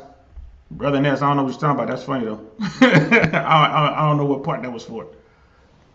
And Brother Hayoka, that's maintaining the status quo, right? Gynocentric perspective already in effect. If this is a new phenomenon, the manosphere, it's a reaction. Okay. Okay. All right. And then Brother Ness, isn't Drew that well who was shitting on Fat? I don't know who the guy is. He probably was. I mean, that's what's gonna bring the money in, right? You know, when you lie, people buy. You know what I mean? Especially women. Part of the problem is these men don't listen to or respect the experiences of women. This part right here, I don't understand that. Part of the problem is men don't listen to or respect the experiences. Like these men, that's not true. I mean, that's simply not true.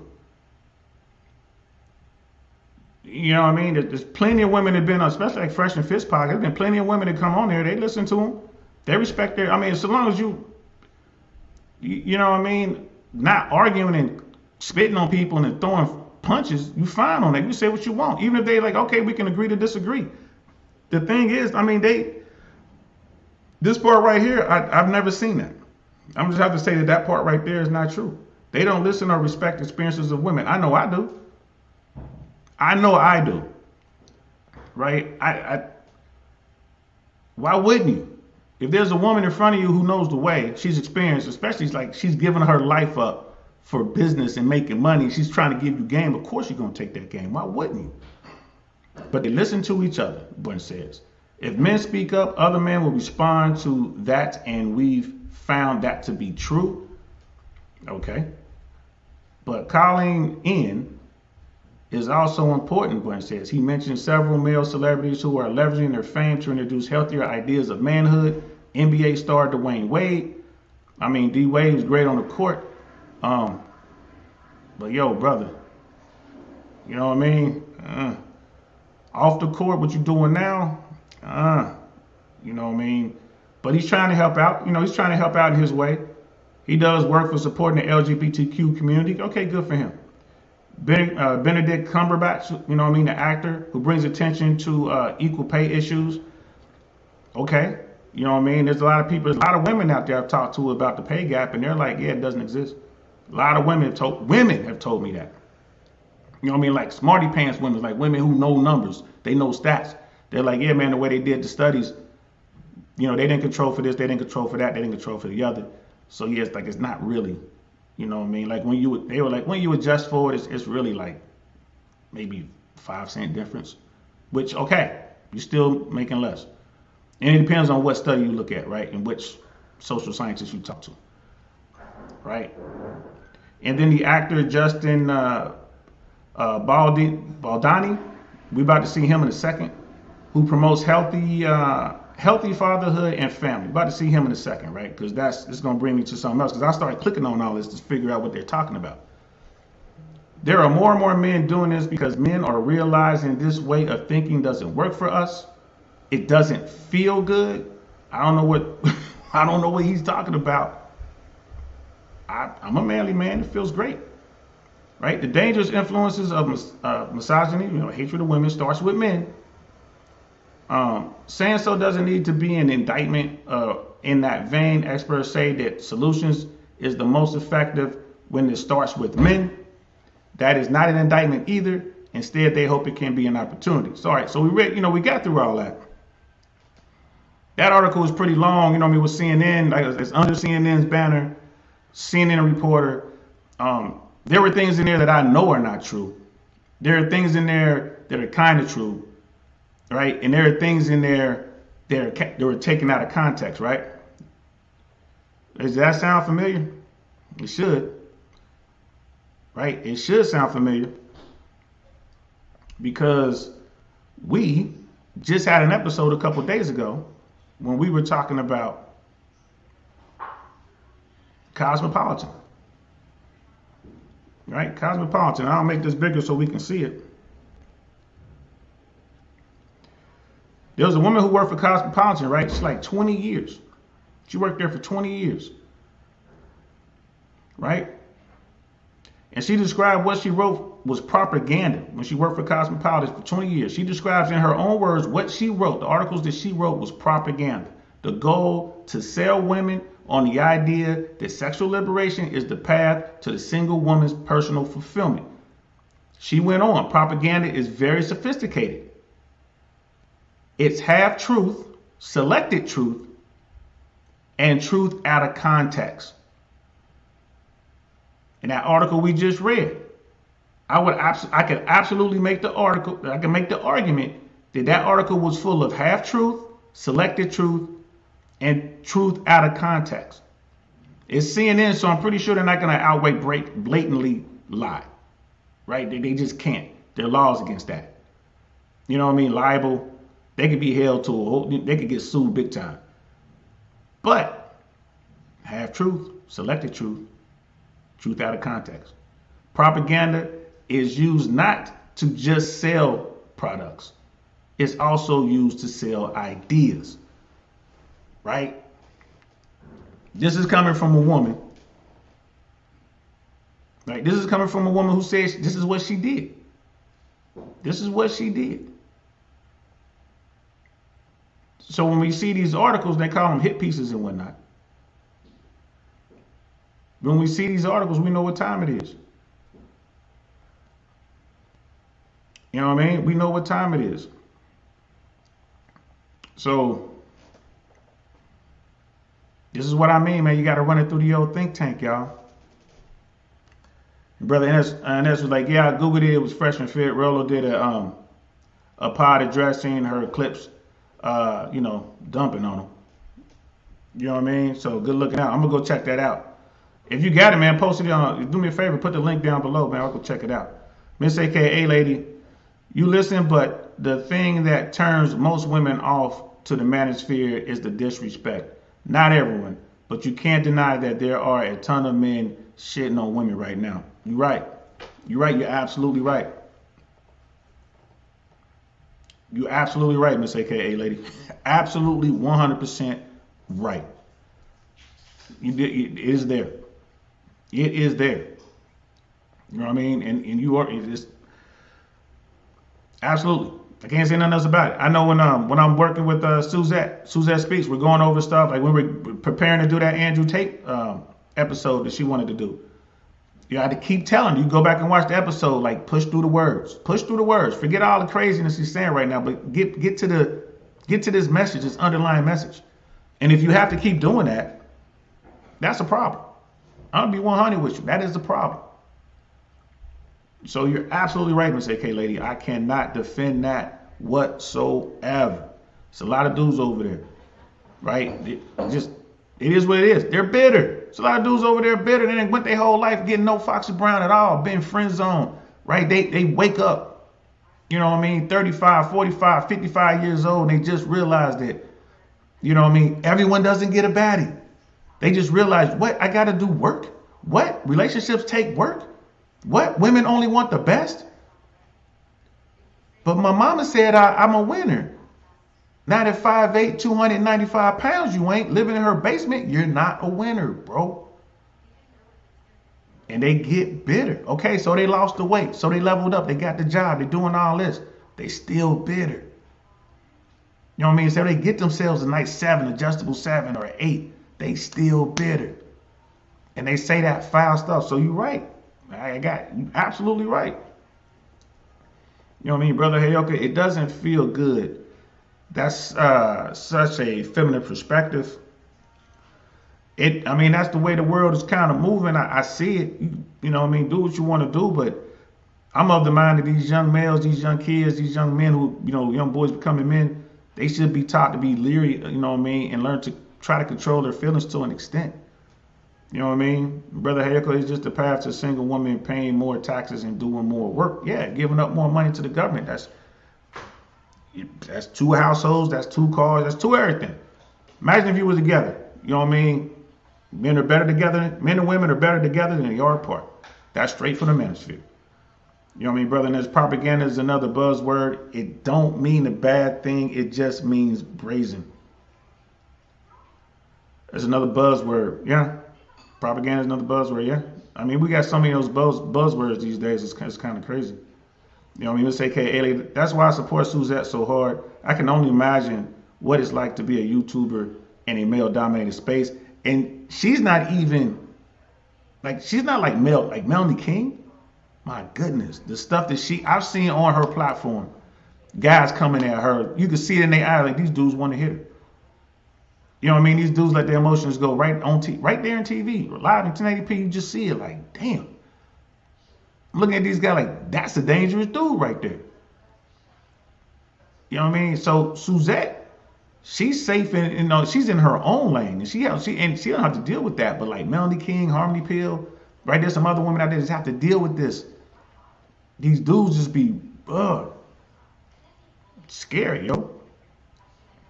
And hey, brother Ayoka, propaganda is too harsh a word. Advertisement is better, easier, sweeter word to use. Right, but it is propaganda though. You know what I mean? But you're right though. It's easier, sweeter word. Yeah, you know. What are you gonna do? So I went to find they were talking about these alternative sources for guys. Like this is where they want to send men to like this kinder, sweeter, gentler manosphere. And the podcast is Man Enough Podcast. That's the name of the podcast. Man Enough Podcast. I ain't gonna lie to you. I ain't watched the whole. I just found it just like a couple hours before, before I started shooting this thing. So just a few hours ago, whatever. I found it, and man, I gotta tell you, if this is what they're using, and they're hoping that young boys and young men are gonna want to gravitate towards this as opposed to the manosphere, they are wrong. They are absolutely wrong. So, first of all, this thing we're about to watch, man, it's 100% Hollywood. It's 100% Hollywood. And I know this because I spent so much time in Hollywood. I kind of mess around in the space. When I look at something, I can tell, like, okay, this is straight Hollywood. Like, someone pitched this. Someone got a budget for this. This got green lit. You know what I mean? It is what it is. You got directors and, you know what I mean, ADs and assistant directors, you know what I mean, PAs and gaffers and all that. They're just straight above the line, below the line, money up front, all this kind of stuff thing. That's what this is. You know what I mean? So I'm like, yo, And you don't see that. So, you want to make a podcast, you're like, oh, I'm going to go after the manosphere. There's no one is doing that in the manosphere. There's no one getting that kind of production quality, having the pros come in there. You see what Myron the Fresh are doing in Fresh and Fit. And they're the ones who started this trend of people trying to make, step up their podcast game. And they are so far removed from that. Like Myron's just kind of learning how to do all this stuff on the fly. Now they got Big Mo, so they got pretty good audio engineer. They got Chris as the producer. They're trying to do what they can. Nowhere near what Hollywood does. Nowhere near.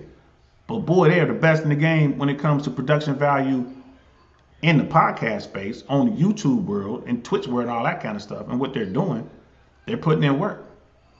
You know what I mean? Brother Hayoka, of course. Brother Ness, that pod name doesn't make sense. Right, it doesn't. But that's what it, again, this is all Hollywood, bro.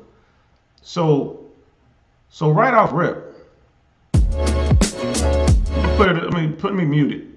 So this is, again, this is very nicely edited. You know what I mean? It is what it is. Here, this is, I'm not playing the music, but here they go. Here are our host and co-host. Right? So you got the dude in the middle here. And this is the guy from the article, Justin Baldoni. Right? I'm looking at his Wikipedia. I'm not going to pull it up, but he's an actor. He's like a B-list actor. Like he's done some stuff on just like TV, couple movies. He's, He's a director. He's an actor. He's kind of done some stuff. I believe this is the guy who made the pitch. You know what I mean? I think this is the guy that made the pitch. He's married. You know what I mean? He's an LA guy. He was born in LA, but he was raised in Oregon. But he came back. And when they get into his career, 2008, he wrote, produced, and directed his first music video. He got some acclaim for that. By 2012, he created a digital documentary series. Okay, so he did that. That gave him some, he got a little traction with that. And then he kind of, got into acting, right? So he got on the CW, So, he's got a couple credits. But he's like B actor. You dig? B actor, probably on the come up. And it looks like he had an idea, we're going to do this. They got, So it's him, you got this woman here. I forget her name, but she's out of Canada. She's an author. She got into the media business, kind of like some quasi-journalism and stuff like that. She bounced around with some pretty good publications and stuff like that. So that's who she is. And then you got this guy over here, this black dude. Didn't have a Wikipedia. I was trying to figure out who he is. He had a website that he created and maintains, and there's like a few paragraphs like who he is. I guess he was in the music business or is in the music business, some sort of producer, composer, something like that. My guess is he has some sort of tie probably to management or to the studio, and that's how he got on this thing. Right? I'm pretty sure they wanted someone else, but they couldn't afford it probably because of his budget and his budget. They couldn't afford it because they have to pay the main guy his rate. And like I say, he's a B-list. He's got some credits. His rate demand is gonna be a lot of money for him.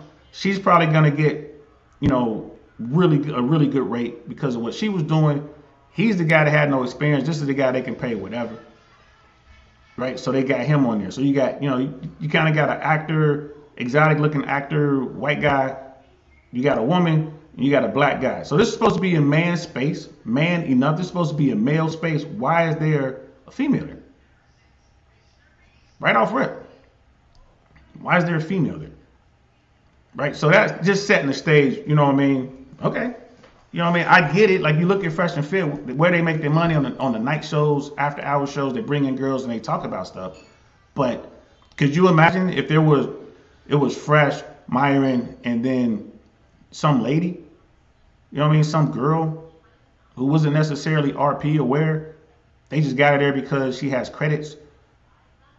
The show never would have made it. You know what I mean? It never would have made it. We're talking about doing something for men. We're talking about something, we need a space for men, a safe space, right? A safe place or whatever they said for men.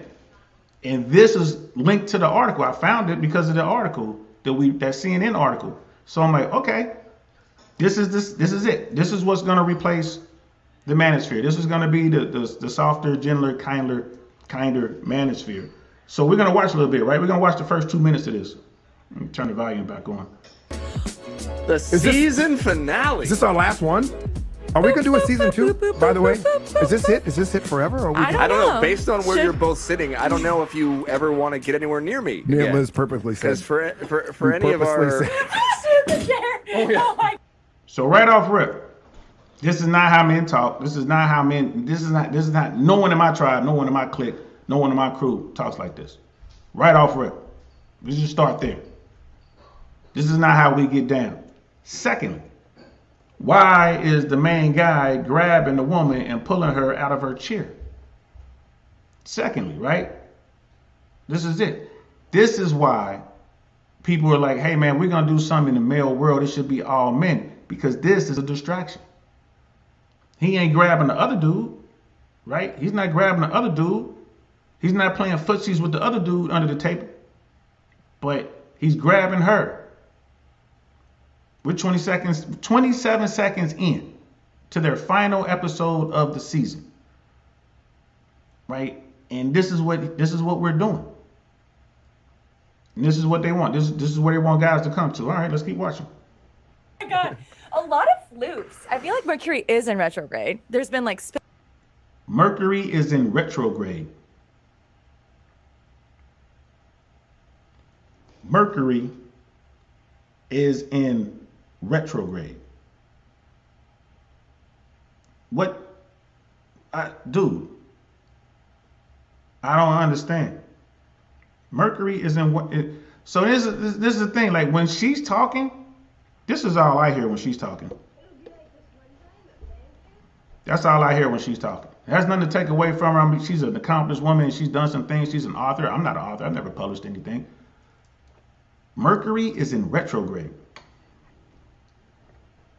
I don't understand. You know what I mean? Miss AKA Lady, I don't think you can have a man's podcast with a female host. You have female guest hosts. But if she a fixture, then the podcast is for everyone. You know what I mean? You know what I mean, brother? Hey, okay, yeah. Clay Clark Astrology. That's it. Miss AKA Lady. She hit you with the astrology. Right off rip. Mercury is in retrograde. Let's keep going. Pills and chairs swiveling. If you're listening to this, I don't think it's possible for Jamie and Liz to sit farther away from me. This is a 6-foot table, and well, part of it is because your beard has grown so. Yes. I mean, it's like Grizzly Adam. Men don't talk like this. Men don't talk like this. Like I said, this is Hollywood from top to bottom. This is how people talk in LA. All day, every day. This, if you in Hollywood, West Hollywood, Santa Monica, Malibu, the Valley, right? North Hollywood, Venice, Manhattan Beach, Orange County. If you in any, this is how everyone talks. Everyone. You got to go to the hood if you want to hear a different, you know what I mean, a different dialect. Sister Pack, I can already tell this is very commercial. Absolutely, 100% commercial. Right? Brother Hayoka, who cares about his beard? Exactly. Let's keep watching. Again, 47 seconds in. Let's keep going. And also, your nose. What's going on with your nose? Oh. So, okay. You know what? I'm actually happy that you asked that question. This is, so we found a little bit of skin cancer in my nose, something called basal cell carcinoma. And I had a big, huge chunk of my nose taken out. It wasn't a nose job. Sorry to disappoint you, Jamie. Right? So these two dudes don't even like each other. These two dudes don't even like each other. She's on here. He's flirting with her. She's just here happy to get a paycheck. Right? Y'all see already, a minute and 11 seconds in, they're talking about skin cancer. And why you have a Band-Aid on your nose? Dudes don't talk about that. Like, yo, bro, what's up? Man, you got into a fight or something? Nah, man, doctor took some skin out, man. They thought I had some cancer or whatever. They had to dig it out. It's all good. That's how men talk. And it's on to the next thing. See the game? Just on to the next thing. That's all you have. Nah, man. I worked with a guy that had, skin cancer like that, and they were like, he's coming to work with all kind of patches on. The older he got, the more drastic the procedures were. You know what I mean? Over the years, 10, 15 years, it was getting worse and worse. We're like, dude, you all right? What's up? He was like, and after a while we knew, like, oh, it's like, dude, bro, it's getting bad, huh? He's like, yeah, it's getting bad. They had to take out more. Next time they have to put me to sleep. They have to actually, cut in deep and go get it. But I mean, that was it. And then it was on to the next topic. Like, yo, did you know what I'm saying? Did you see so-and-so? Did you see this? Did you do that? That was it. That's how guys talk. You know what I mean? I'm not even going to know, like, the clinical term. I'm not even going to know that, bro. I'm not even going to know that. You know what I mean? Like, so this is... Like, this is crazy, man. Trying to... There we go. I'm going to drop the link right there for anybody who might want to jump up here and talk trash with me. There go the link. But, yeah, let's continue. Let's see what happens next. But a few months ago, I noticed a little, like, freckle-looking thing on my nose. And I was like, oh, I've never seen that before. And it was kind of like scabbing up, like I had like a blackhead or popped a zit or something. And I was like, I don't remember doing that. And I just kind of watched it, and my body was like screaming at me, like, what is that? What is that? So I ignore it like most men do, because that's my first instinct, right? Being trained as a man to not go in, right? Oh, it's nothing. I'm fine. It's not a big deal. It's the first thing that happens. Being trained as a man. That's the first thing, being trained like a man. Hey, dude, that is crazy. I see you, brother Hayoka. Being trained like a man. So we're gonna finish this up. We're gonna finish up this quick little story. Then I'm gonna bring brother Hayoka up. Happens. And then I look in the mirror, and my eye goes to that again a few days later. And there's a part of my body that's like, Justin, go get it checked out.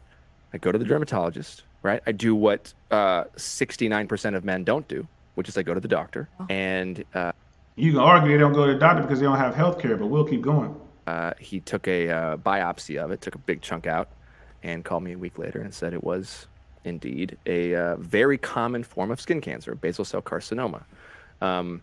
And went in like a couple days later and had this big surgery and big chunk taken out of my nose. I sent Jamie pictures. It was pretty nasty. Yeah. And then come to find out, as I do, I talk. So hold on.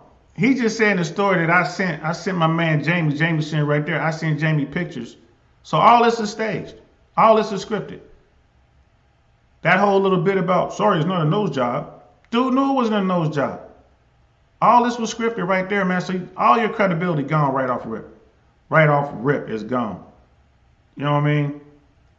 Right off rip. Brother Hayoka, you with me, man? Yeah, I'm here. How are you? I'm all right. I'm chilling. I'm watching the new Manosphere on TV right now, man. You know what I mean? Talking about skin cancer and, they got hot chicks on it. If it was a PSA, I could. Uh-oh. I lost you there for a second. Like if it was a PSA, you were gonna do what? It's probably gonna have to reboot. I lost him. I'm pulling him down for a second. I'll pull him up again in a second. But yo, Miss AKA ladies, I do think men need to include more health topics into their conversations. I don't think men are as diligent in their health as women. You are 100% correct. We're not. And brother Helke, you back with me? I got you there. I heard you for a second. Give me a second. All right. Can you hear me? Yep, I can hear you. Okay, I just didn't want it to be doubling. Sometimes it doubles. Yeah, sometimes it doubles. Yeah, you may just drop it out. But yeah, man, what do you think so far about this little, this podcast? Just the fact that if you're going to have a man's space, it should be a man's space. There's plenty of female spaces, and it should be directed towards men. Yeah, men act differently when women are in the room. They don't act the same. And we saw that right off rip. He's grabbing her, pulling her over. They're flirting back and forth. That's a distraction. Yeah, we're not built that way.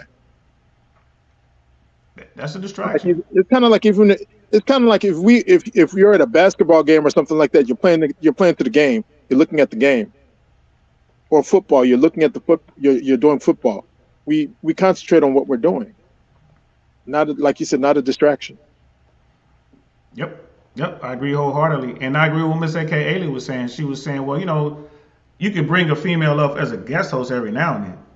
You know what I mean? But to be part of the static team, that doesn't make sense. And I agree with her. And also, like her and Brother Ness was saying that, men don't, like, when it comes to medical care, like we just sit, but we try to, rub some dirt on it, man. We'll sleep it off. And that's what Brother Ness was saying. He's kind of correct. Men thing is to sleep it off. That's right. Rub some dirt on it. That's what my dad used to tell me. Boy, rub some dirt on it. You'll be all right. Yeah, but it's turning purple, Pops. Can you take it to the hospital? I think I can see the bone. You know what I mean? I might have lost you there, bro. I'm not hearing anything, but Sister Pac, this is a sad version of the Man's View talk show. Wow. Exactly. That's the thing. That's the thing. It's like, yo, it's crazy. But let's watch a little bit more. About it with many people that so many people have had it. Like my trainer the other day, I was like, tell him about it. And he lifts up his shirt and he's got a huge scar. Wow. Right here, because he had it. Almost everyone I know has had some sort of something taken out, and yet we never talk about it. So the moral of the story is the biggest thing that's changed for me over this last year is just been doing a lot of deep work. And So Sister Pac was like, this is a version of The View. And that's so spot on. That's what I think this is. You with me, bro? Yeah, I think I am. You with me? You hear Yeah, me? you are. Yep, I got you. This was, I bet you this was pitched as the Manosphere View. Yeah, cooptation, you mean? But well, like this show right here, when he went to pitch it to the studio, when his manager went to pitch it to the studio, what is this show gonna be? It's gonna be like a man version of The View. We're gonna have like a couple dudes there, and we're gonna have a woman, and then we're gonna be able to talk about stuff, and it's gonna be amazing. I bet you that was the pitch they made to get the money to actually shoot this season. You know what I mean? Brother Elka, bro, I don't know what it is, man. It must be where you at, man. It must be where you at, bro. I love how you on, but we're not gonna be able to talk, man. We're not gonna be able to talk. Miss AKA lady, men won't do the doctor until the whole leg is falling off. Yep, unless we can see the bone. We see the bone, like, all right, man, somebody take it to the doctor. This ain't right. I can't feel my toes. You know what I mean? They're turning green. Somebody get me to the doctor. But like this stuff right here, like you keep watching this.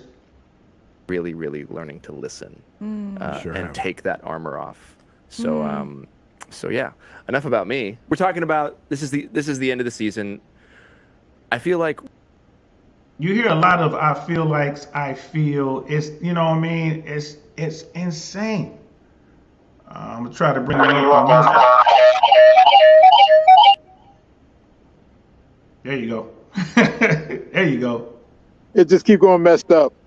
Yep. So if it goes messed up again, man, we'll just stick it to the chat. But Yeah. while we got you, man, what are your thoughts on this right now? Like just like a male version of The View. Well, a lot of times, your words shape how you think. And using a lot of I feel, doesn't get it with me because my first thought is, what do you think about it? Not what do you feel about it. You can feel any kind of way about something, but what are you thinking? Right. And that's where I see the difference in his expressions.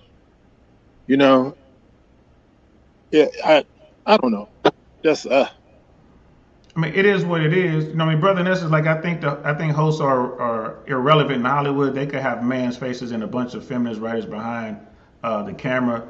I mean, you got a point there, bro. I mean, and even if you do have, like, let's say you got guys who are manosphere dudes that are writers. When you send it to the studio, man, they're gonna send it back with all kind of notes. Like, no, we can't have this, we can't have that. You know what I mean? These are the words we want to stay away from. These are the words we want to use. That's why you hear I feel. It's kind of like what you're saying, bro. Like, I feel this, I feel that. You know what I mean? That's not how men talk. the When other we're thing. together. My other question would be: are they trying to red pill her, or what? I mean, What kind of conversation are they having? They're not. It's all you're gonna see. This is all blue pill, bro. It's 100% blue pill. This is Hollywood's version of. This is how Hollywood thinks the red pill should be. This is what Hollywood feels the manosphere should be. This is what men should be seeking, right? They're trying to show dudes like, no, this is where you need to be in touch with this, not that. And it just they did a horrible job. I mean, in my opinion, like dudes they're not gonna come over here. Not the guys that they're talking about. You know what I mean? Because I wrote in my notes, first thing I wrote, why is she there? How does this address male issues? You know what I mean? Okay, What are they trying to convince her of? right. What he was trying, I don't even think it's anything to do about her as much as it is about the viewing audience. And there's a couple points in here we're gonna fast forward to, but it's like a lot of talk about feelings. These are all the things I was just kind of jotting down notes as I was watching this. I'm like, bro, this isn't. If you're trying to go after the guys that are gravitating towards the Andrew Tate, this is not how you do it. Like this is not how you do it. And then sister, Miss AKA lady, who even asked for a manosphere review? Hollywood, you know what I mean? Because you know what, the studios are looking at the numbers. The studio knows that Andrew Tate got banned off of the mainstream social media stuff, went over to Rumble, did one live and had over 130,000 people on his live watching it, right? He's pulling better numbers than like MSNBC, Fox, you know what I mean? CNN. Like they're like, we want to get a piece of that. They know about go ahead. The problem is that when you have such a large following, you can influence a tremendous number of people, and because you can influence a tremendous number of people, there are various ways that they can get rid of you to take down your flock. You strike in the 48 Laws of Power. You strike the shepherd, and the flock will disperse. Yep. And that's what happened with someone recently in the manosphere. That's what I think about it anyway. And in this case, what happens is this is a cooptation of Andrew. Two people passing within a certain time frame in the manosphere would be significant. I hope you get what I'm saying. I do, absolutely. And I mean, I would have to put on my tinfoil hat. It is what it is. The one thing was just unfortunate. I don't think it was it was what it was. You know what I mean? And in this thing, it's gonna be hard to touch. Tate. That guy's looking. He on his tippy toes. You know what I mean? Mm-hmm. He on his tippy toes. Like one in that equation, one knows nothing of the streets and the other does. You know what I mean? So if I would have put on that conspiracy cap, you know what I mean? It's gonna be easy to get one and harder to get the other. But on top of that, I would think, like you pointed out in the previous article, well, for 4th and 5th graders, that this might be a more sanitized version of red pill for them to direct people to. Yes, I think that is the mission.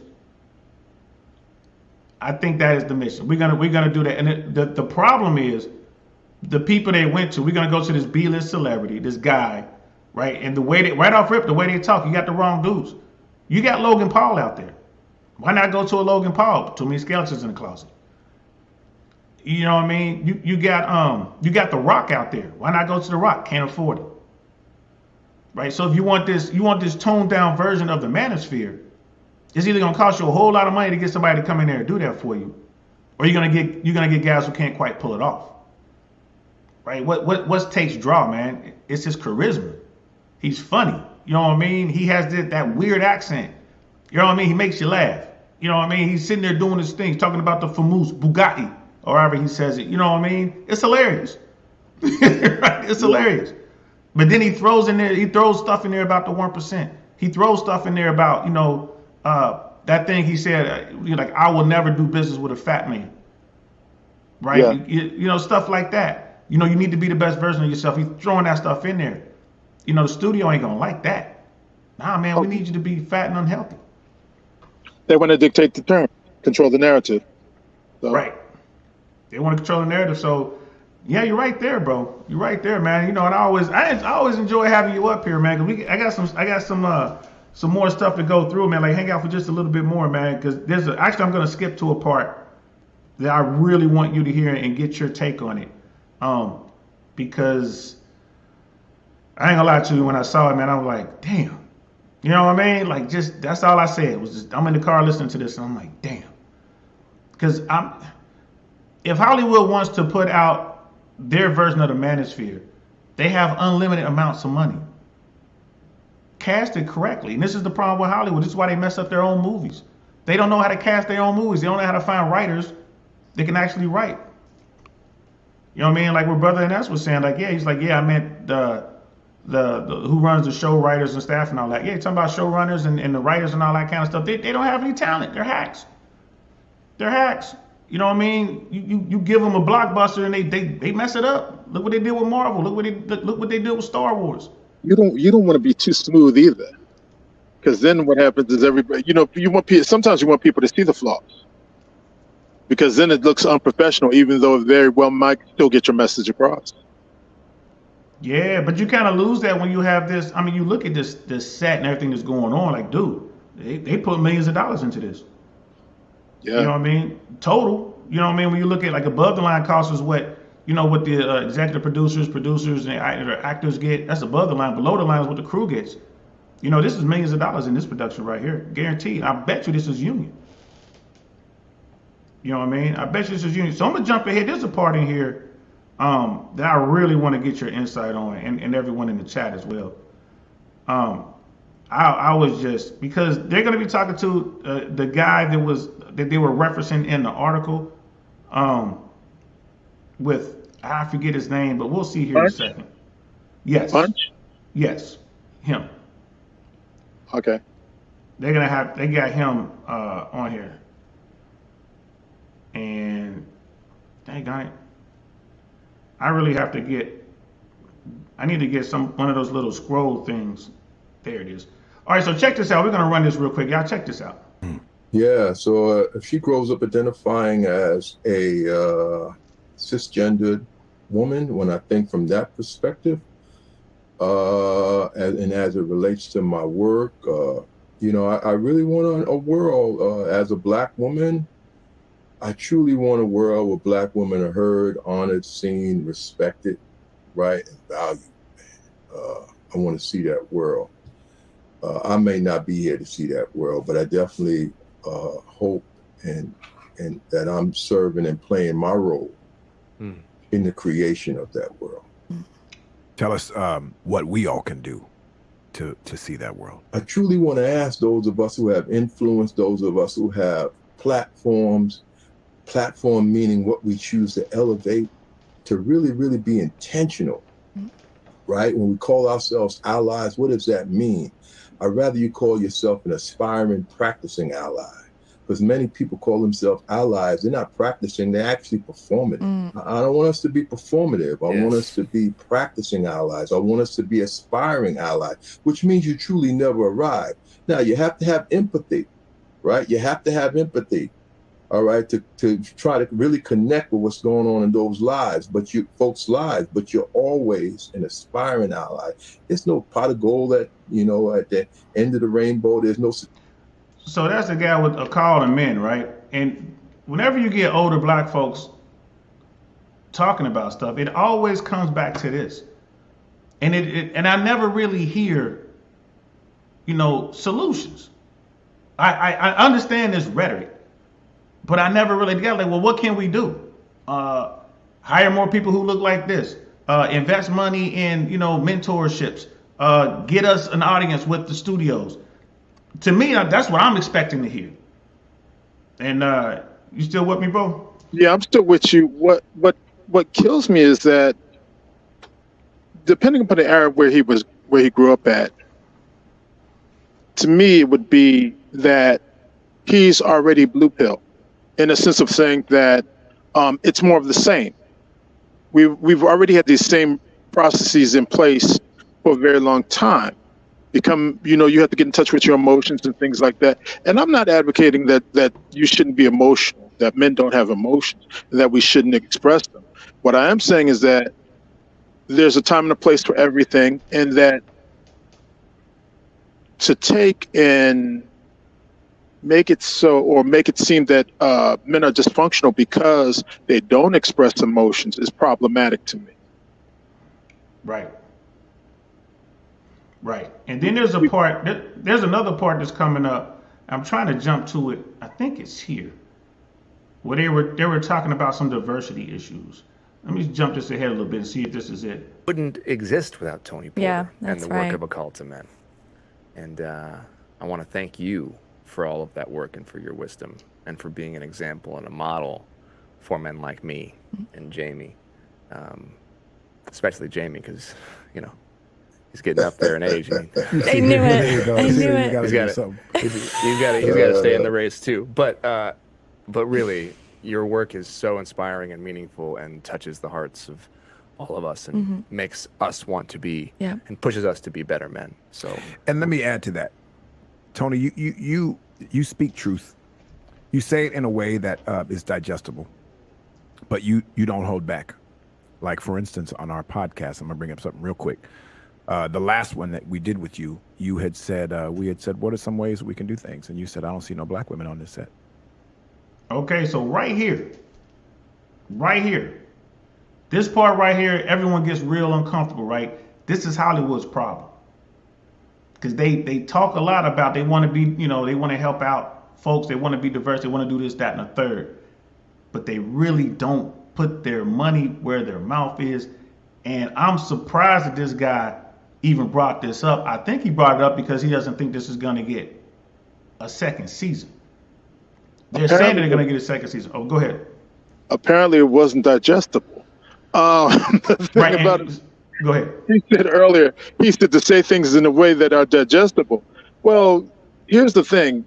Sometimes the truth is just the truth, and you might have a hard time dealing with it. A lot of people had a hard time dealing with Kevin Samuels, truth be told, because of his delivery. Yep. It didn't make it any less truthful. It just meant that the way he said it, they didn't like. And Right. so when he says that, oh, I like the way that you make things digestible, like I said, I have a problem with it only in the sense of saying to you that it is what it is. Men generally express themselves directly. Yes. Yes. And that's it right there. They're not direct. They waste so much time talking around shit. So let's listen to exactly what was going on because they're about to get into the good part. Right. I then said amen or something like that. Now I'm going to just say something that might be uncomfortable. Justin and I had a conversation, and my brother here, he felt a little vulnerable being a white man on a set. You saying something like that, me praising it, echoing it, and him feeling, oh, what do I do with that? As to how you But said what it. he didn't do is deflect. What you didn't do, which I'm used to, shit, I'm gonna cry on this. What I'm used to is This man's about to start crying. when someone points something out, a lot of white men will get defensive and make it about them. And you didn't do that. You acknowledged that it made you feel uncomfortable. There was some uneasiness with it. And then you sat with it. And then you just were like, what do we got to do? And What's your take on that, bro? Why would you cry? I mean, what about it? Can you hear me? I can hear you. Like, why would you cry? I'm just laughing. Like, yeah, why would you cry? Why would you? If they need to be there, they need to be there. You know, I don't know. I just look at it like this. If it's supposed to be man's space, all the feeling talk and all like that, you're just supposed to tell it like it is. Tell it like it is, so that men understand exactly what you're talking about. There's no ambiguity. No, I didn't understand. I took it this way or that way or whatever. It's not about the way it was said. It's about what it is. Right. This is the thing. We need you to do this. We need some more diversity. We need some more. We got black folks. We got Latin folks. We don't have any black women. Done. I said it. What are you gonna do? You gonna do something about it? Yeah. Cool. No. All right. Keep All pushing. right. One way or the other. Yep. Right. But like the tears and the way that they talk, so yeah, man. Like it just blows my mind. I'm looking at the chat. Brother Mike is in there trying to get it all the way on, y'all. All the way on.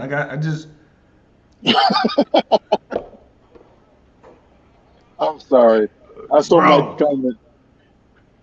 All the way on. Like this man, bro. I hope you gun like that in person. Like it's easy to do it online. It's easy to do it from the comfort behind your screen. I hope you gun like that in person, bro. You know what I mean? Sister Pack, wait. Do other podcasters have seasons? I find that amusing. Now they don't have seasons, but most podcasts don't have budgets. I'm telling you, these people probably got like a this is probably $10-20 million. If I were to guess, I'm thinking it's about at least $10 million budget on this, at least. You know what I mean? Miss AKA lady, she's laughing. Why would you cry? That got me rolling like, for real. Why would you cry? How is this gonna be the next space for dudes, right? And how does it help the situation? How does it help the situation? And I was writing in my notes. These people come off as victims to me. They come off as victims. If the mission is to get the young men who are drawn to the manosphere, who are drawn to Andrew Tate, fresh and fit, you know what I mean? Coach Greg Adams, whoever, Donovan Sharp. If your mission is to get these guys, you're not gonna get them with this podcast. You know what I mean? Just in the first 20 minutes of me watching one episode, you're not gonna get them with this, bro. Right? Yeah, but I could literally see this being the redirect or the alternative narrative that's being pushed in schools. Because it lines up with that. Yeah. That is crazy. It blows my mind, man. And then like in my notes, they seem afraid to speak their minds. Like this guy right here, why is he crying though? Oh, real talk. Y'all want to know why he's crying? Because he's like, I think I just lost this little money. I'm gonna say this and they gonna fire me. I'm not gonna make season 2. I think that's why he's crying, bro. Mm-hmm. At the end of the day, it's like it's they don't want to bite the hand that feeds them. And that is why y'all seeing tears. That's why even when you saw that cut to the black dude, the older black guy, when he started talking about this, the older black guy kind of shook in his chair a little bit, like, oh shit, bro, why you gonna say that? You know what I'm saying? Like, what are you doing, bro? You trying to get this money, man. Why you gonna say that on air? We could have said this, you know what I'm saying? We could have said this off camera. You know what I mean? But they're pushing an agenda. So as long as the agenda gets through, that's all that they want. Is to cancel Tate, cancel. See, a lot of red pill, I guess from my perspective, is moving back to traditional values. It's not, a man should take care of a woman. He should provide and protect for her. At the same token, though, he should get what he wants in relationship to that. If he's worked hard for it, and that's how that goes. And women as a group don't want men who are emotional and feeling and all like that. All that stuff goes back to it doesn't make them feel protected. To me. Yeah. So if she breaks down into an emotional mess and I break down into an emotional mess, that's not going to be a relationship. Hey, what are we doing? Who's the rock? Who can you depend upon? We both crying about the bills. Meanwhile, the bills ain't getting paid. You know what I mean? Like, what's going on here? Yeah. Sister Pack, I'm sorry, all 3 of these people are too old to be on a podcast. Old ideas, everything about it is just wrong. Right, because Hollywood is in that bubble. This makes complete sense to someone greenlit this. A lot of people made money off of this. They're walking around like, this is great every time. You know what I mean? And cut, we are a rap. They walk around and clap. They're saying, yay. You know what I mean? They use their pronouns. There's nothing wrong with all that. That's how Hollywood works. You know what I mean? But it's so far removed from flyover country and then the rest of the folks in the world, and the country especially. People are sitting back like us, like, man, what are they doing? You know what I mean? Like, and there's one more part you gotta watch before I let you go, bro. You know what I mean? Miss AKA lady. As a woman, I only want to see a man cry when it's worth the tears. Yeah, it better be blood on the street. It better be body parts laying around if you crying like that in public. When I see a man cry, I automatically feel as a way because it's normal, it's normally very, very serious. I think is what you're trying to say. Like it shouldn't just be any old thing that you're crying about. Yeah. You know what I mean? It's just the package like facts. You know what I mean? Like you're right. It makes us feel less protected if our man is crying for no reason, right? And they talk about this on Fresh and Fit. You know what I mean? They're not saying, they're like, look, don't cry in front of your woman. Then women be like, well, you should. I want an emotional man. It's like, look, there's a varying degree when it comes to that sort of thing. There's some women that won't tolerate it at all. Like if you crying, like I said, there better be blood in the street, be body parts. Then there's some women who are like, well, it's okay. I'm all right with that. He's in touch with his feminine side, his emotions. I'm cool with that. You don't know where that breaking point is. So if you cry one time with the woman who's not, you're like, what? You cried over this? She's gone. Right? And they're saying, since you don't know that, just go cry to your dudes. Go find your tribe, man. Hold that shit in. Go into the back, go into the bedroom or something and cry into a pillow and then come out as a man. You know what I mean? Ladies, what do y'all think about that? Like Miss AKA lady told us how she feels. You know what I mean? Sis Packer, anybody else who might be out there, how do y'all feel about it? You know what I mean? So this last little bit right here, and then we'll go ahead and wrap it up. But y'all gotta watch this part right here. It's about 3 minutes. This is the main host, his friend, another Hollywood dude. His friend is about to send in a clip. They never bring anybody in. That's probably because of beer bug protocols. They're not gonna bring anybody into the studio, so they're using these videos or whatever. So let's check this part out. There was a bunch of videos that were sent in, but this one I'm like, man, I gotta play this one. Hey there, everybody at Man Enough. It's me, Rainn Wilson, and thank you so much for this invitation to revisit my episode of Man Enough, what I've been considering since that conversation. What a thrill. I'm a huge fan of the podcast, first of all. I've listened to a ton of the episodes. I've gotten so much out of them. And I guess, the main thing for me that it triggered is for my whole life, I kind of felt a little less than that I was. So right off rip, man, what's your take on this guy? He said he felt a little less than. Yeah, for most of his life, he felt less than. With his oboe or whatever that is behind him. That makes no sense. What are you feeling less than of? You got to be what it got to be. If you're feeling some kind of way, listen. You got to face life. As a man, ain't no.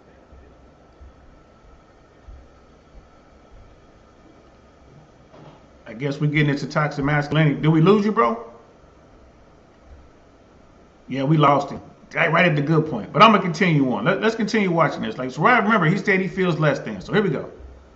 Was not manly enough, that I was quirky, that I was sensitive, that I had a lot of feelings, that I was not hyper competitive or aggressive in the right way. And it's allowed me to kind of reframe that into positives. In this modern age, especially in these last 5 or 10 years, we're really looking at manhood and ways that the definition of it is hurt our planet, our families, ourselves, you name it. And those qualities in me that I think through most of my life I thought of as weakness, I see as strength, and ones that I should actually cultivate more. I've probably over time become more aggressive and competitive. More aggressive and competitive. I don't believe you, bro. You can't start this off by saying, I'm soft, I'm a pushover, I'm a punk, I'm all these things. I feel less than. Again, this is the podcast that's supposed to win over all these young men who are gravitating towards Andrew Tate. This is the podcast. They would have looked better taking this budget and giving it to Andrew Schulz and just having them revamp Flagrant. They would look better doing that. Those dudes are younger. Those dudes are in the streets. A couple of those guys are married. You know what I mean? They would look better doing it that way. But you got this guy who's like, I felt less than, I'm little, I'm this and that. Now I feel empowered. You back with us, Brother H? Yeah, I'm with you. Can you hear me? Yeah, I can hear you. Did you hear any of that from him? Yeah. My question is that as a man, why would you feel less than? You got to do what you got to do, regardless of whatever you're feeling. And Right. nobody's going to care about your feelings. You will either be successful or you won't. You're either going to make it or you won't. That's real talk. Nobody cares about what you're going to feel about it. If you don't succeed, you just didn't succeed. But I felt this way about it. I felt that way about it. Well, nobody cares about that. You're right about that. And if this guy's living in Southern California or anywhere in California for that matter, if he has a house, he won. He won. You know how much it costs to buy a house in California? Even now? Yes, I do. You know what I mean? Yes, I So do. let's continue watching this. Competitive and I could maybe go back to we see my bassoon in the background here that I used to play in high school when I was a total abject nerd, and there's a picture of me there's a picture of me over my other shoulder at age 14 or 15, and Jesus, we see you that. know, to revisit that time when I fully embraced being a sensitive artsy dork. Sensitive artsy dork. I was a hardcore artsy dork. I played the saxophone. I was in band. You know what I mean? I was in the streets. I played football. This is you can't just claim being a dork or being, you know what I mean, being artsy and try to make it a, you know what I mean, a soft thing. I was a hard little dude. I did all that.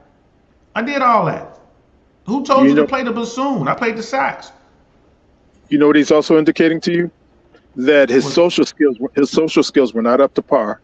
He probably was an isolationist because a lot of people didn't understand him necessarily, and so he wasn't pretty good with women either. So if you want to use him as a model for social interactions with women, intergender dynamics, the relationship between men and women, that's not going to work. You're right. It's not going to work. So you want to draw these young boys away from the 4-time kickboxing world champion, this in shape dude, right? With these glasses, apparently you can only buy, by invitation only. Who drives exotic cars? He's on yachts and private planes. I'm supposed to follow the dude with the bassoon, you know what I mean? The oboe, whatever he's playing, who's sitting in his house and he's not even happy with the accomplishments that he's managed to do. And here's the thing too. This is why this is the reason I do these shows in particular, is to show you the contrast.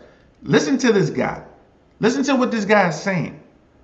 And he's still got a woman. Let's continue and watch this. And maybe the world needs some more sensitive artsy dorks. I know it's something my wife appreciates, which is fantastic, lucky for me. And raising a teenage son in this very difficult environment, I'm happy and proud to be questioning what it is to be a male in the world, and how to be, a giver and not a taker, how to be a nurturer, a supporter, a protector, a defender, and not some kind of misconstrued idea of what a warrior is or should be. He has no idea what a warrior is. I do. Do you think that there would be any woman out there who would be questioning what it means to be a woman? No. He's sitting up there saying he's questioning what it means to be a man, Yes.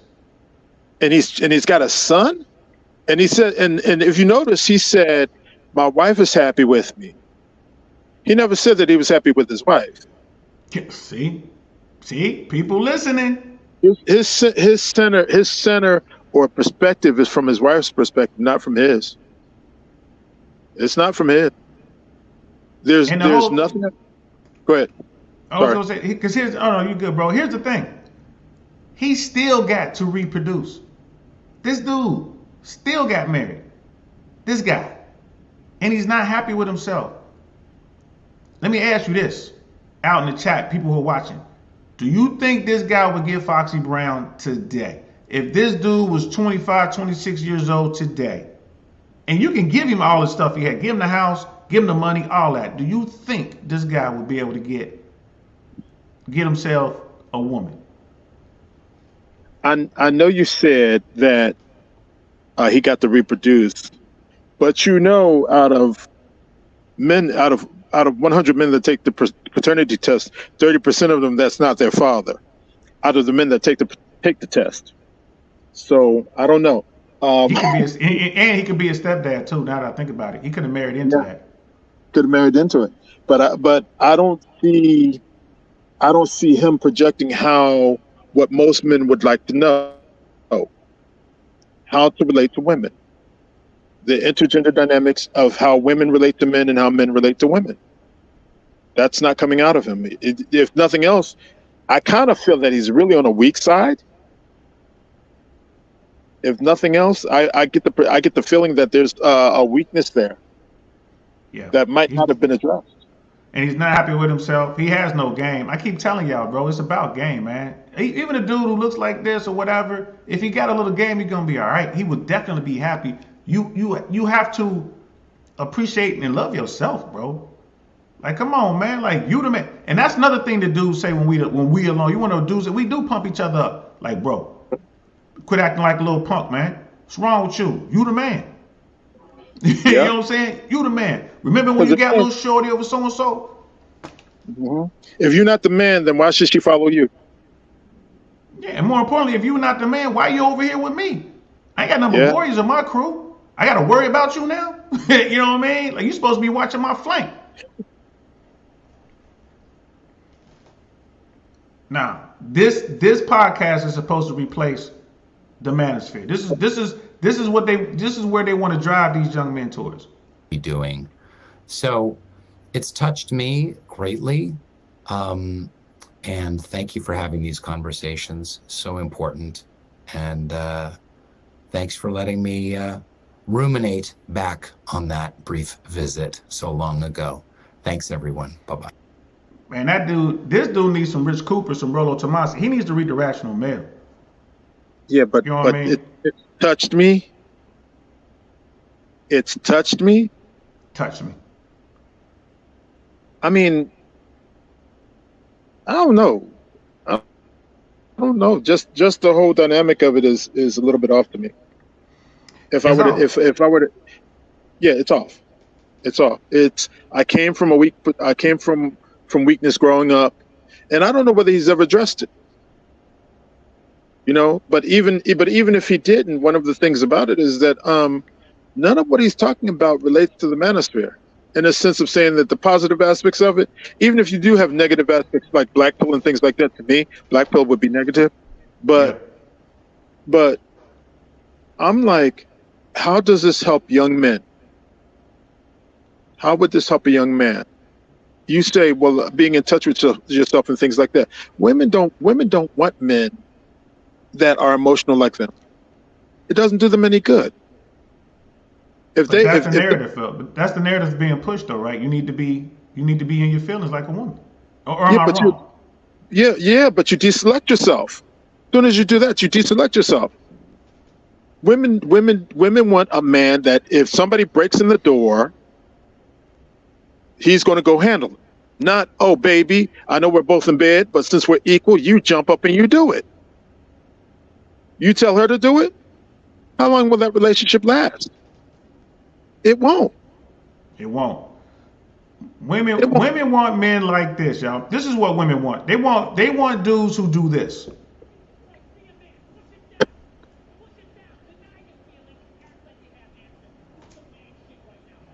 That's what women want. You know what I mean? That's what women want. That's what the manosphere pushes. People don't like to hear that. Brother Ness was like, from how we talk, I would assume he's gay. And the reason I highlighted this, and this is no shade to old boy, but he might be. I thought the same thing. he might be forced. He's doing the right thing, standing through a situation and denying that part of himself. Some would say that's manly. Some would say that's cowardly. You know what I mean? But I mean, because he's like, he doesn't like himself. There has to be a reason. That could be it.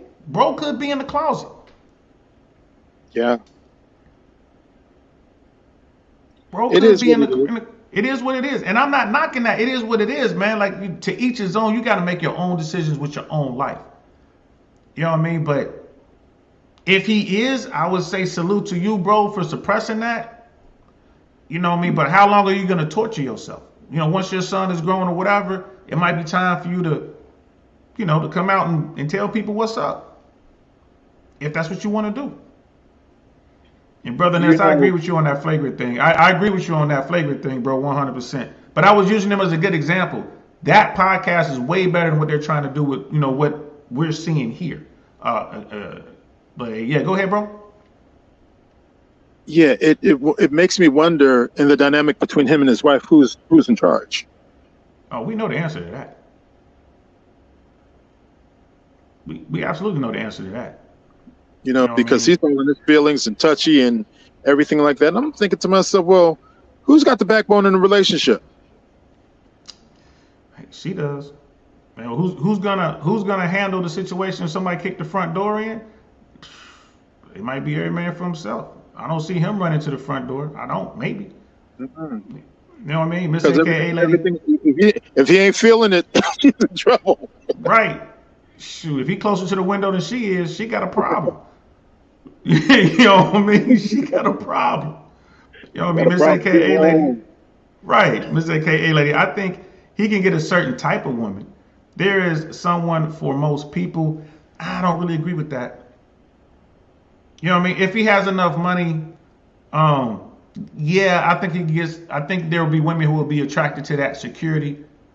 You know what I mean? But that burning desire, I mean, okay, yes, I can agree with that statement. There's somebody for everyone, okay. But now, probabilities and possibilities. Now we're in that realm. Well, I think I didn't read. I can't read a comment, but I think what happens is that she's mistaking desire for attraction. You can a woman who desires a man will do anything in relationship to that man. Okay, he won't Yeah. have to. But for attraction, you can have any day, and that's a beta male in the sense of saying that you're not with him because he invokes burning desire for you to have sex with him, or to even have a child with him, or to even want to be with him. He's there because you need somebody to take care of you. The beta buck side of the equation, shout out to Rollo Tomas, he talks about that all the time. You know what I mean? Alpha seed, beta needs. It is what it is, and I'm not mad at women who do that.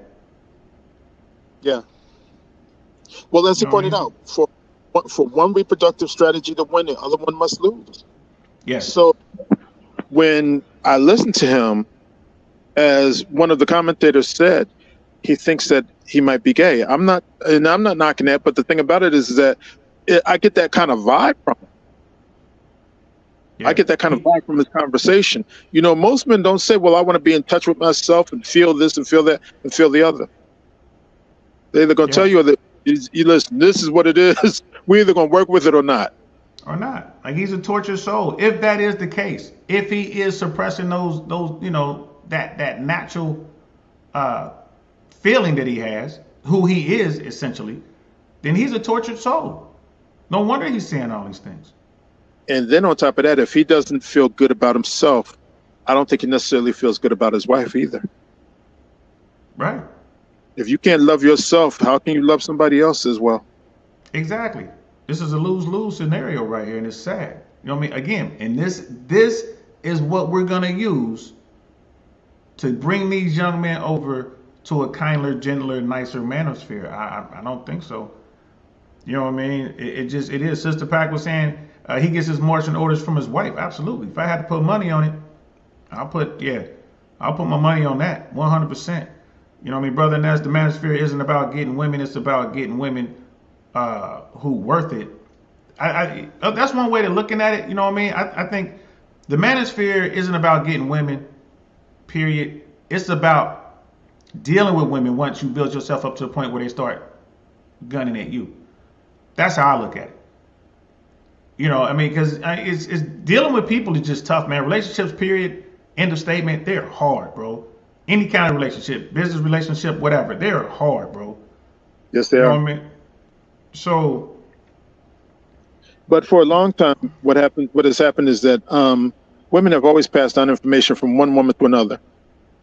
Now men are doing it, yeah, and because we're all comparing notes across the world and from our various perspectives, what happens is certain things are coming out in the wash, and you're getting to see patterns that you didn't see before, that you didn't even know existed. You know, like when I gave the comment about paternity earlier, that 30% of the children, that's not their father. Well, it's like for me in my family, I have a relative that both parents needed the gene in order to have the child, in order to get the sickness. mm-hmm. But what has happened is that the child got the sickness, but only one parent had the gene for it. Oh no, so they went and Yeah, that's not your complete family member. But that being said, I'm of the opinion. Well, back in the day, you couldn't test for that. You didn't know, yeah, that's true. and so because you didn't know, it was bliss. Oh, it might have been. For women, it was bliss. For men, we're taking care of somebody's child that we would have never otherwise have done. Right. And So there's no even legal recourse. today, there's no legal recourse.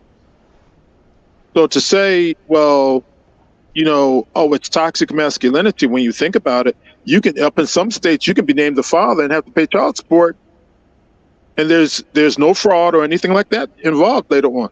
Well, you just took a L. Yeah, thanks for playing. Appreciate the money. Like, So, can I at least get a tax? Can I write all that off on my taxes? Nope. but think about it. You would have never known before. Right. And like you said, ignorance is bliss. And that's part of it. These are the conversations. If you're gonna have if you're trying to replace, or if you're trying to come up with a website that's gonna be kinder and gentler, then you really got to hit these topics. You got to talk about child support, right? You got to talk about the lack of male reproductive rights, right? You got to, of course, you're gonna talk about male health and all that. But you got to talk about womanizing. You got to talk about how to. I mean, at least from your perspective. And you got to have the proper people to present all this. They just, man, I wish I was in Hollywood. I wish I was a part of this. I would have taken the money. I would have gladly taken the money. Like, I don't even need a credit. Just cut me a check, because this is all garbage. Because they're not going to listen to someone who's like, nah, man, you got to do it this way. Nah, that's not how we see the world. We're going to do it our way. We're going to get a guy on here who hates himself, and he's going to come on here and talk to these young men. Be like me. You know what I mean? Like, are you crazy? Mm-mm. Miss AKA Lady, I think it's suspicious that they are trying to replace Tate with him. You know what I mean? I'm not a Tate follower, but the difference between the two makes me think there's an agenda. And yeah, they're not trying to replace this. It's just, I saw the article, I went to the links and I saw this, and I'm like, if that is your intent, if this is going to be the kinder, gentler manosphere, then y'all just wasting money. Because this ain't going to do it. Well, Not just him, but the other people too, on the host of the thing. well, you figure like this. It's not now. It's over time. See, what happens is that this is going to be a reference point for things over time. They don't care whether the thought is not right now. The thought is later. To prepare for later. If you keep beating this over and over again, eventually what will happen is that people begin to pay attention, and as more and more people pay attention and reference, what happens is you will have an influence within the community. So they know that the glorification, and this is just what it is what it is. But by 2030, you'll have, like, what is it? It's like 45% of women will be single. So they're looking at this demographic coming up with a lot of money, no place to spend it, no kids.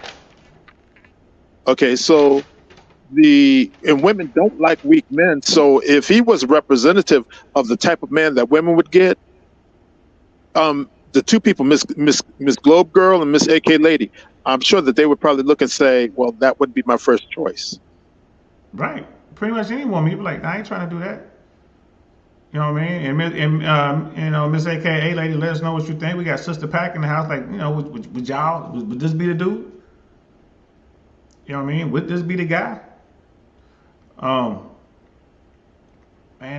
that's just, that's just, I'm looking at this like, what are they thinking? But you're right. They're making a long play. Brother Inez, I meant to highlight this. I showed this earlier, but I didn't speak on it. Tate is basically Trump, but fit. I don't agree. I don't agree. And it's funny because my dude Jay Swan said the same thing. I'm like, come on, bro. But now I got to concede to him, like, someone else done said it. You know what I mean? It's like, I don't agree. My problem with, like I said, my problem with Trump, man, he's all over the place, man. I personally, I believe that I believe that Andrew Tate is actually trying to get a message out.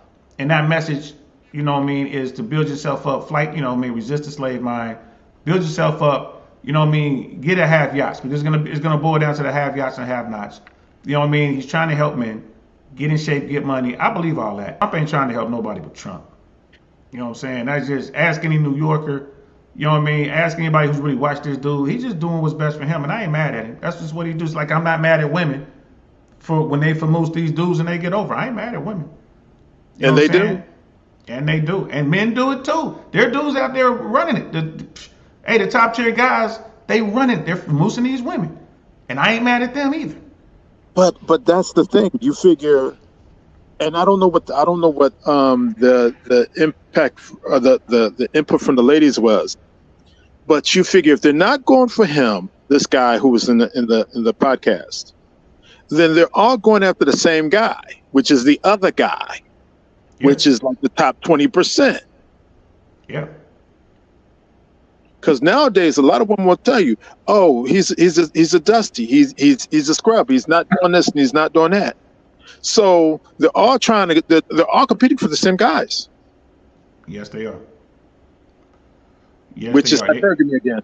And they don't want to admit to it, but it is what it is.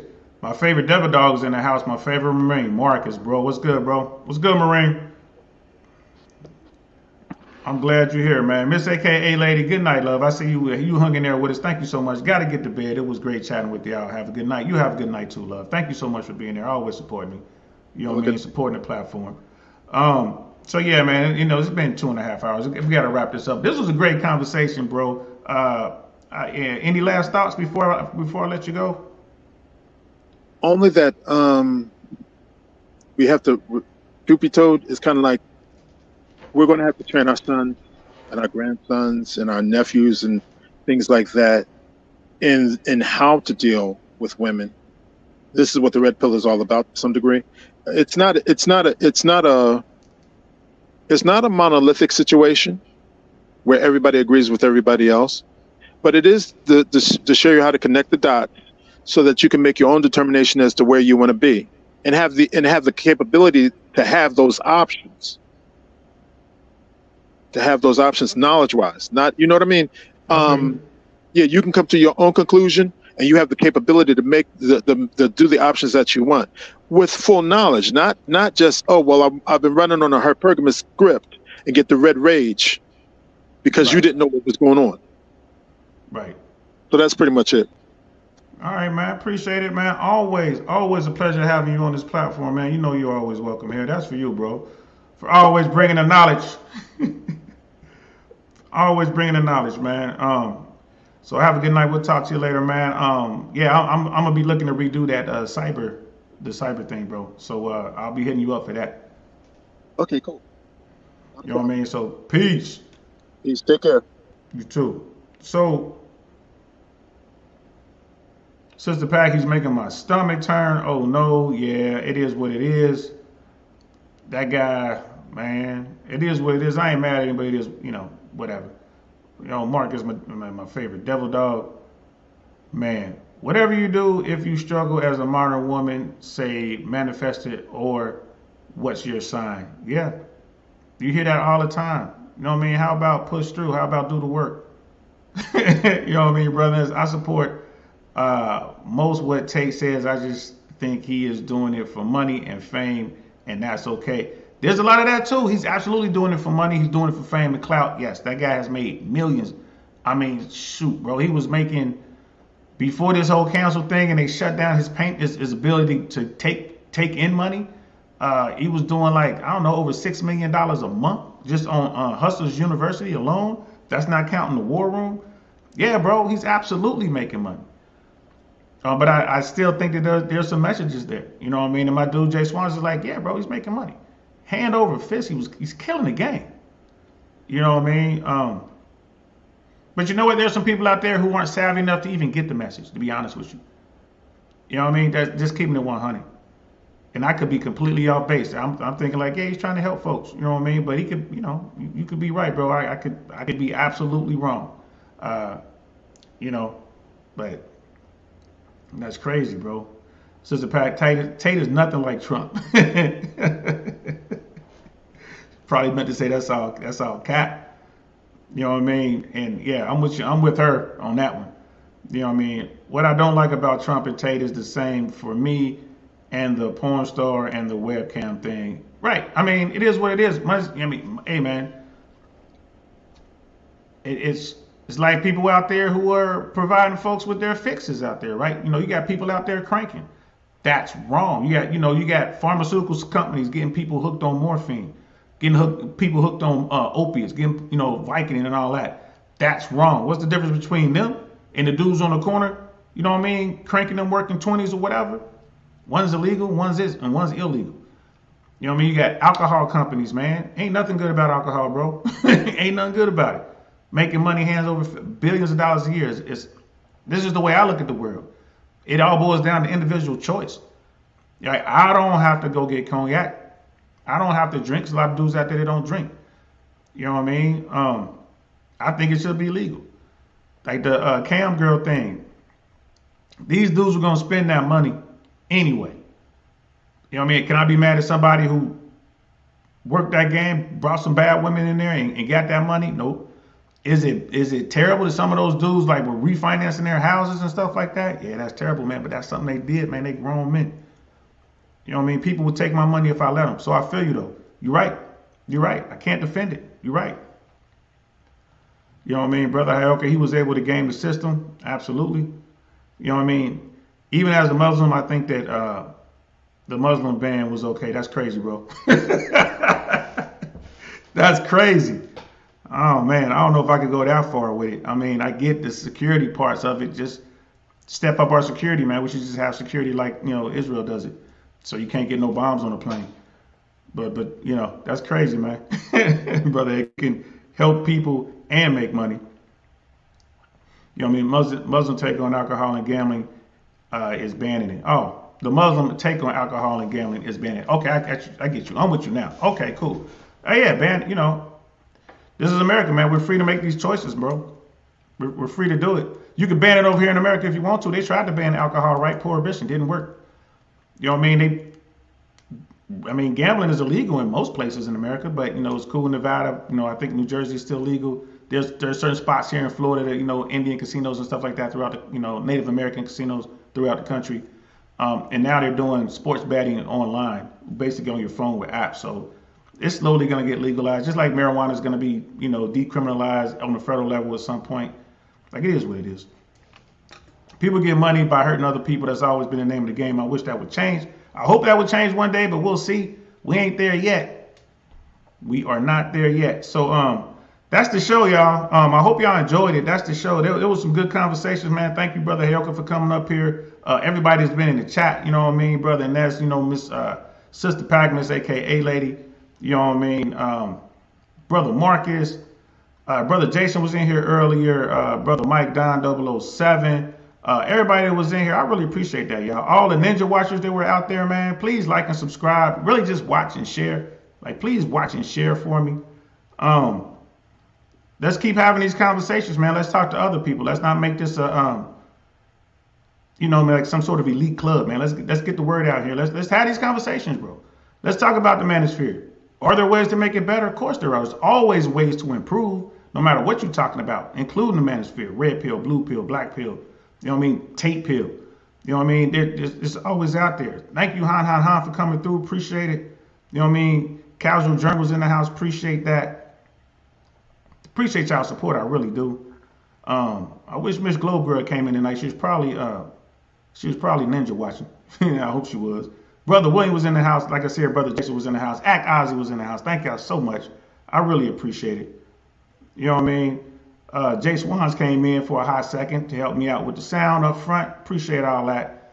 I will be back tomorrow.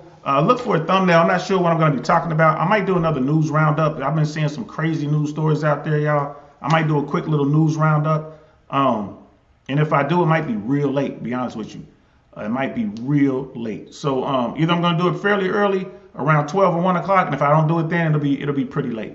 But thanks for rocking out with me, man. I really, Brother Roz was in the house too. I almost forgot. Thank you, brother. Appreciate that. It's bedtime. You get some sleep, man. I ain't mad at you. You get some sleep. So I'm DL Saint. This is the DL Saint I Really Want to Know podcast, man. I'll talk to y'all later. Peace.